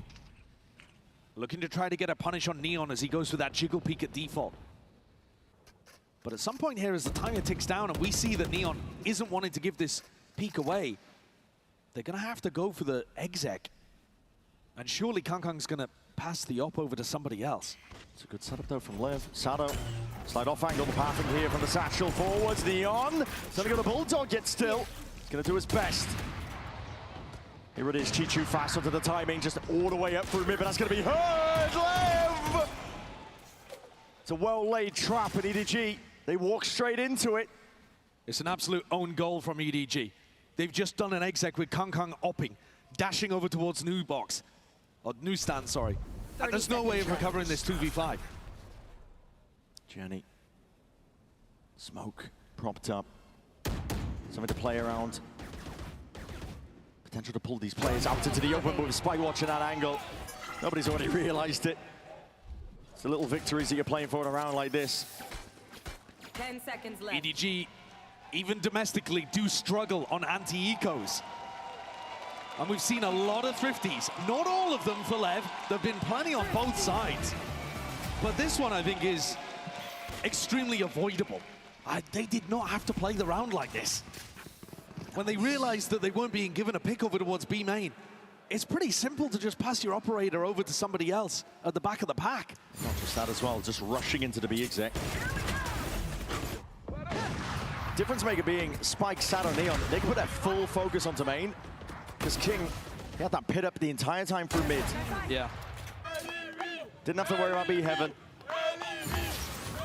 It's the pressure around the map that's actually worked for nobody's calling. Slower rounds, where you just let LEV have all the information, are going to be a disaster. And EDG can't afford to let opportunities slip. They were in control of this game up until that anti-eco that they failed. They still are 2 rounds ahead. This is nice, though. Again, they take B main, they put the pressure as if they're going to go for the B pop. And it's such an extremely difficult thing to stop with those double duelists that LEV have to respect it, have to pull bodies over towards B. And that means that Blows comes off his normal position. A gets a little weaker. EDG, though, have been missing the timings a bit. They've had about 20 seconds here to get over towards A, and instead nobody's calling a fake afterwards. Like, he's going to make it feel like it's ending A, but the spike's heading towards B. They might not have liked the Haunt. I don't know. The Haunt really didn't clear much over towards A heaven. Well, here comes a Prowler. I think nobody wants to be seen by this to make it feel like it's going A. Since Trailblazer now going to be used with the wall up on top of it. Just trying to pull players over towards this A side, but reinforcement's still here. Is Smoggy going to play for the orb? He is. Showstopper online. Now it's going to be ready and waiting. Just the one Saturday to play for. A deep dash into it, but that rocket is going wide to the back wall. And King, Neon, they combine their mind once more. It's Sato who will go down, but an instant pivot TP. Hold on, evacuation. He doesn't want it to get cancelled. He's worried about blows. Yeah, didn't know if he was still going to be anchoring over towards that spot, but it goes both ways. Neon has an ult of his own, reinforcing over towards the A side. 13 seconds remaining. This could be it. Playing spoiler and more. Spike picked up, immediately reclaimed, but nobody's going to be under all that pressure. They know the win cons. They're going to run him down and deny the chance for EDG to get anything more. It's a wild round called there by nobody. Overcooked. He had a brilliant fake play set up a few rounds back. But this one, they lost control entirely. 30 seconds left. Missed their timing to go back into A. Over-anticipated how many players would get pulled off. The thing is, LEV are never going to stack bodies on A, thinking that it's going in that direction because they're happy to play retake. They will stack bodies B on their defense side, but they're not going to pull defensive players off the B site very often. I think that round demonstrates a bit of a misunderstanding of how LEV approach their defense side, and so Autumn's going to hit the timeout. The Brain Trust pulled over from T1. Now tasked to keep EDG ahead. 2 rounds in a row that LEV have just picked up, when it looked like all the momentum was in favor of the attackers. They've also lost the economy. Yeah, it's going to be tough going, isn't it? From this point on, they could force up potentially, but it won't be ideal. In order to push things to fracture, the coaching staff is going to have to come up with an answer here. The B exec was potent, but LEV figured out an answer for it. More bodies on that side of the map. EDG's A heaven, it was such a nice strategic response. But it seems like they've forgotten all about that. And no longer relying on it, leaning into it. Again, all eyes set towards this B site. Now, LEV are assuming that there's a level of conditioning here because they were stacking it heavy with players, but a hit a util. Neon in court here and there. We're going to see a Trailblazer with a Cloudburst already forwards. It does pull out the paranoia. The molly going to be used to reciprocate. Sato just wants to stun them, stop them in their tracks. But already a double dash. That is a lovely entry. Smoggy's all the way forwards. Vulnerable dub. Matters not. There's plenty more bodies where that came from right there behind it. Transfer can't be hit in time. But they don't know about this. They don't know about King.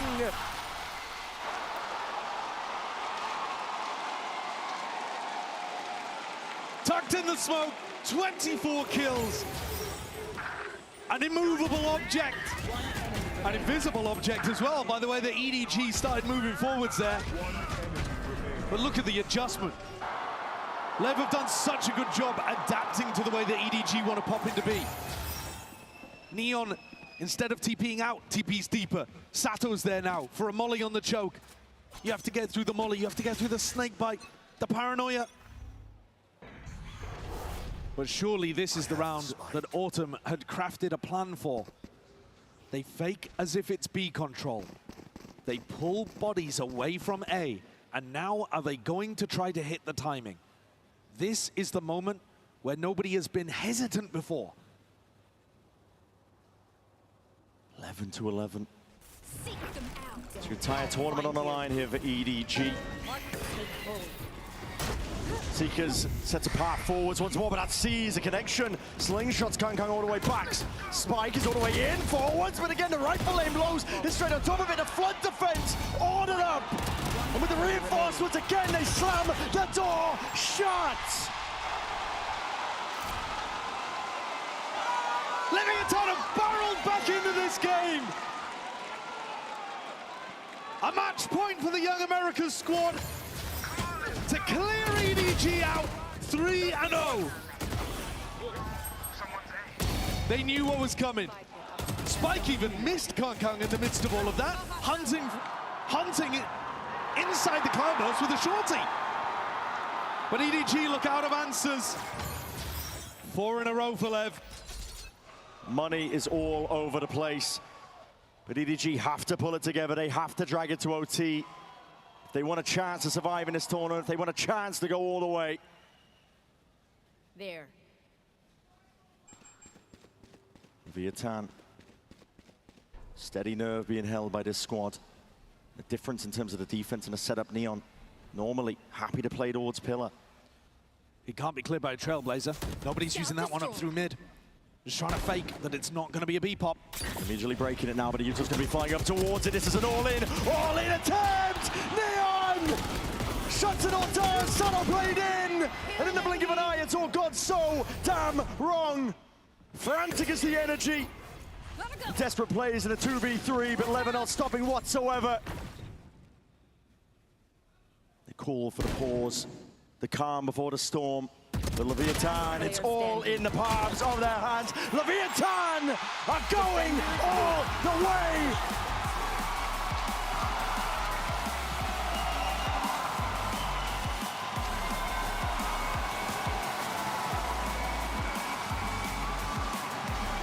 It's an uncrowned king that is coming for a throne. They have earned their chance all the way through the lowers. The sole last remaining representatives of Americas, and now with a chance to go the distance. 3-0 domination. A team that's won champs before, dismantled, but a great run from EDG nonetheless. Building that momentum towards Champs Shanghai. But this will not be a trophy that they are allowed to fight for. It is Leviathan who have earned the right for a revenge game against HyperX. It's the Vamos that went around the world with this squad. They've exceeded everyone's expectations. A squad that was built on a long-term plan. Trophies obviously the goal, but they're getting a chance much sooner than perhaps anticipated. Take a good look at this squad. I doubt it'll be the last time you see them on a grand final stage, but remember it because this is the first time you're seeing them. What a team, absolutely brimming with talent. They were the better squad today in terms of the prep, the teamwork, the team fighting, and even EDG's incredible individuals could not power them through to even win a map. It looked like Split would be the first. But LEV was simply too good. He stood up to the test of resilience that EDG offered. And now one more challenge awaits them, one more opponent. Already been bested by them for EDG. Chances and hopes scattered away. For now, though, we're going to send it down to the floor. Frankie standing by for that Verizon post-match interview. Take it away. Blows, last year you were on Leviathan Academy. Now you're in the grand final on the main team. How does it feel? Então, você começou na Academy, mas agora está aqui na grandes finais do Master 2 de Londres. Como você está se sentindo? Mano, desde o começo na Academy eu sempre sabia que era um time muito bom na Academy, que a gente só iria evoluir. E agora que a gente subiu pro Tier 1, com esse time eu sempre fui muito feliz, sempre sabia que seria uma oportunidade muito boa de estar aqui. E eu sempre soube do nosso potencial de poder estar aqui. Since back from the academy, I knew that this team had a potential. I was really happy that we could get to Tier 1 all together to here. And I always knew the potential that we have, so I'm really happy to be here with them. We did see that EDG were fighting back against you on Split. The map could have gone their way. Was it a case of nerves for your team? Então, a gente viu que a EDG estava lutando ali a um ponto que talvez eles podiam até levar o round. Foi um pouco de nervosismo para vocês? O que foi? Mano, eu acho que eles começaram a jogar muito melhor depois do começo do split, começaram a se adaptar bem. E acho que na defesa a gente começou a ficar um pouco ansiedade de fechar o mapa, mas depois a gente conseguiu acalmar e conseguiu fechar o mapa. At first, like they started to be a little bit like here and there, but then they improved it a lot. And us in the defense, we were lacking a little bit. So we just like sat down, like resetted, and we were able to close the map. There's not much time before the grand final against PRX tomorrow.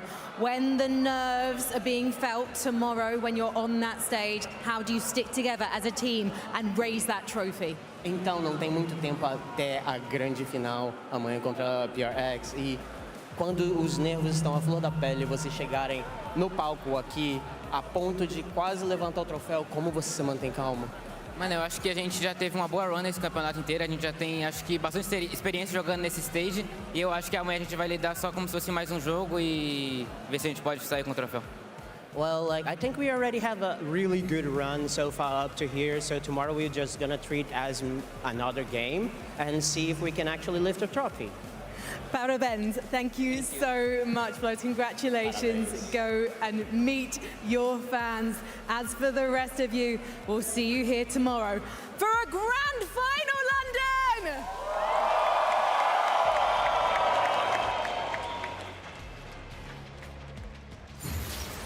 Thank you so much for that, Frankie. And wow, all I could say is, Vamos Leviathan!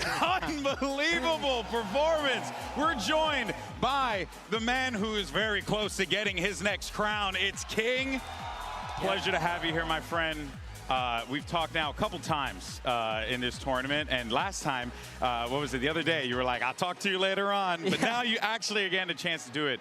But to do it in a 3-0 fashion like this, and also that, you know, map 1, map 2, the way you guys played, I guess the question is, how proud are you not just of yourself, but also of those 4 boys that you're coaching, that you're guiding on that stage? I mean, first of all, I feel like I'm part of the desk already. Yeah, no, he's part of the analyst desk. Albert, get him a gig. No, but like, I'm just so happy and proud of my teammates. I'm very happy with how I performed today also. Yeah. I was lacking a little bit that firepower I'm known for, so very happy for that. And yeah, I mean, as I told you guys, I'm overwhelmed with emotion right now. It's the first time I'm gonna be able to dispute a grand final international. Yeah. And in front of this incredible crowd, it's just amazing feeling. So yeah, my boys are just are the best. I love their energy. They push me to be better every single day. So I'm really happy with them.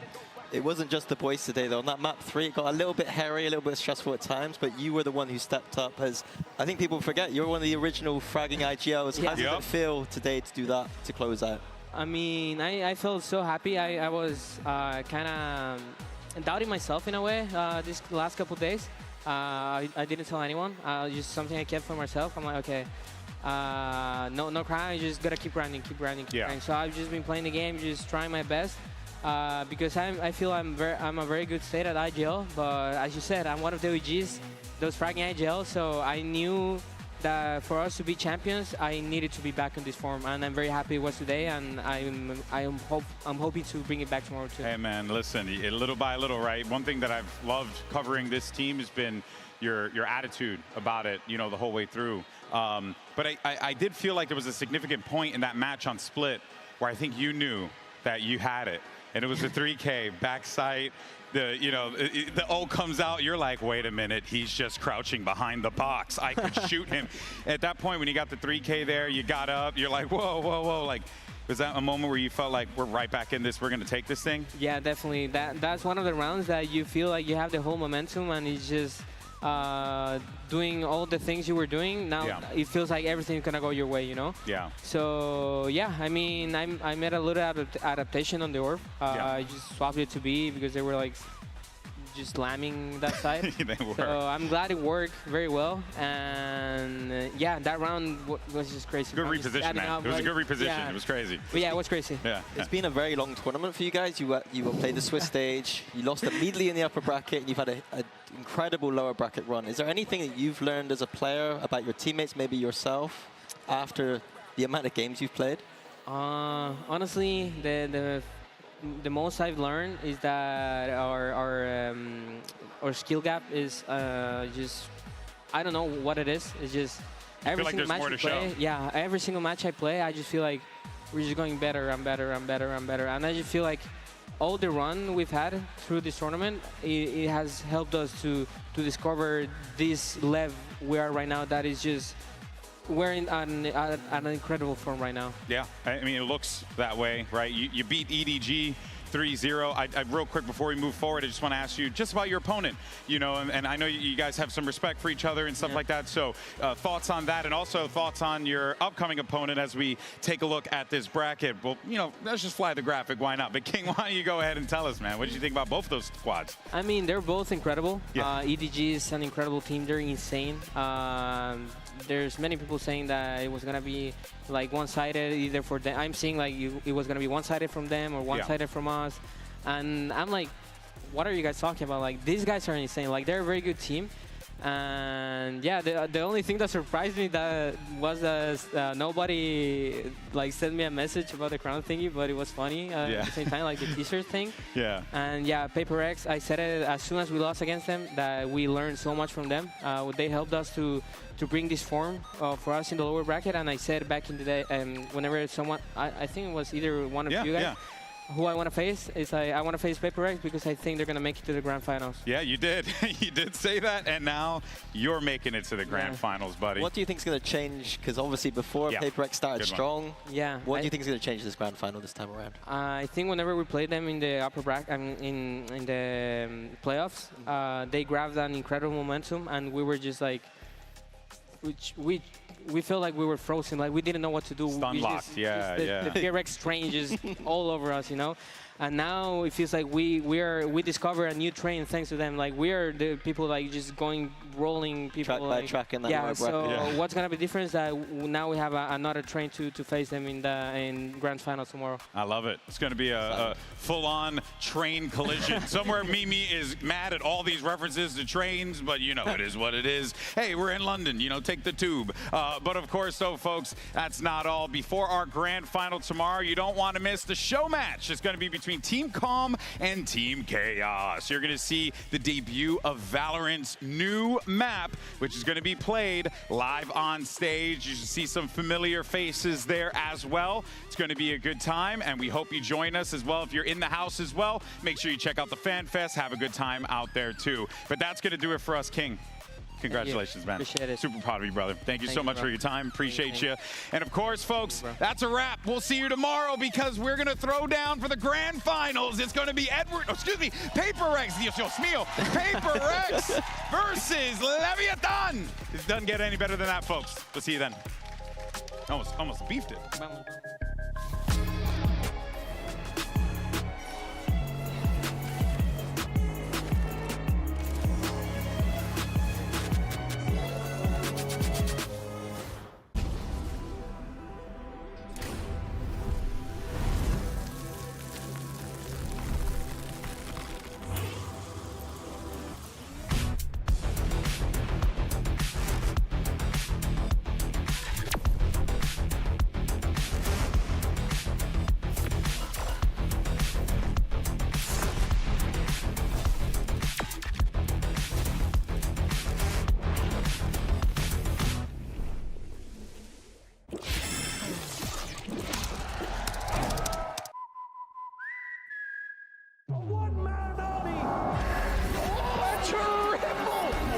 He's hunting down that title! The time to write the next chapter in the esports history books is finally here. And they fold it in his hands yet again! He steps up to the plate, and he can knock this one out of the park! They shall be engraved alongside the greats!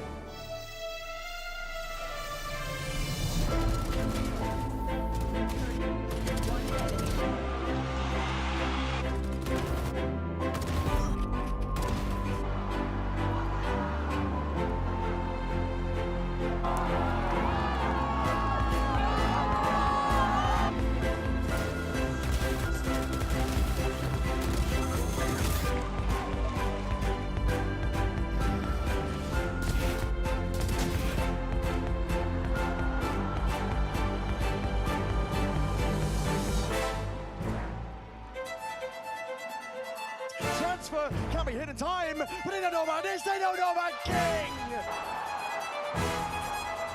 The calm before the storm. The Leviathan, it's all in the palms of their hands. Leviathan are going all the way.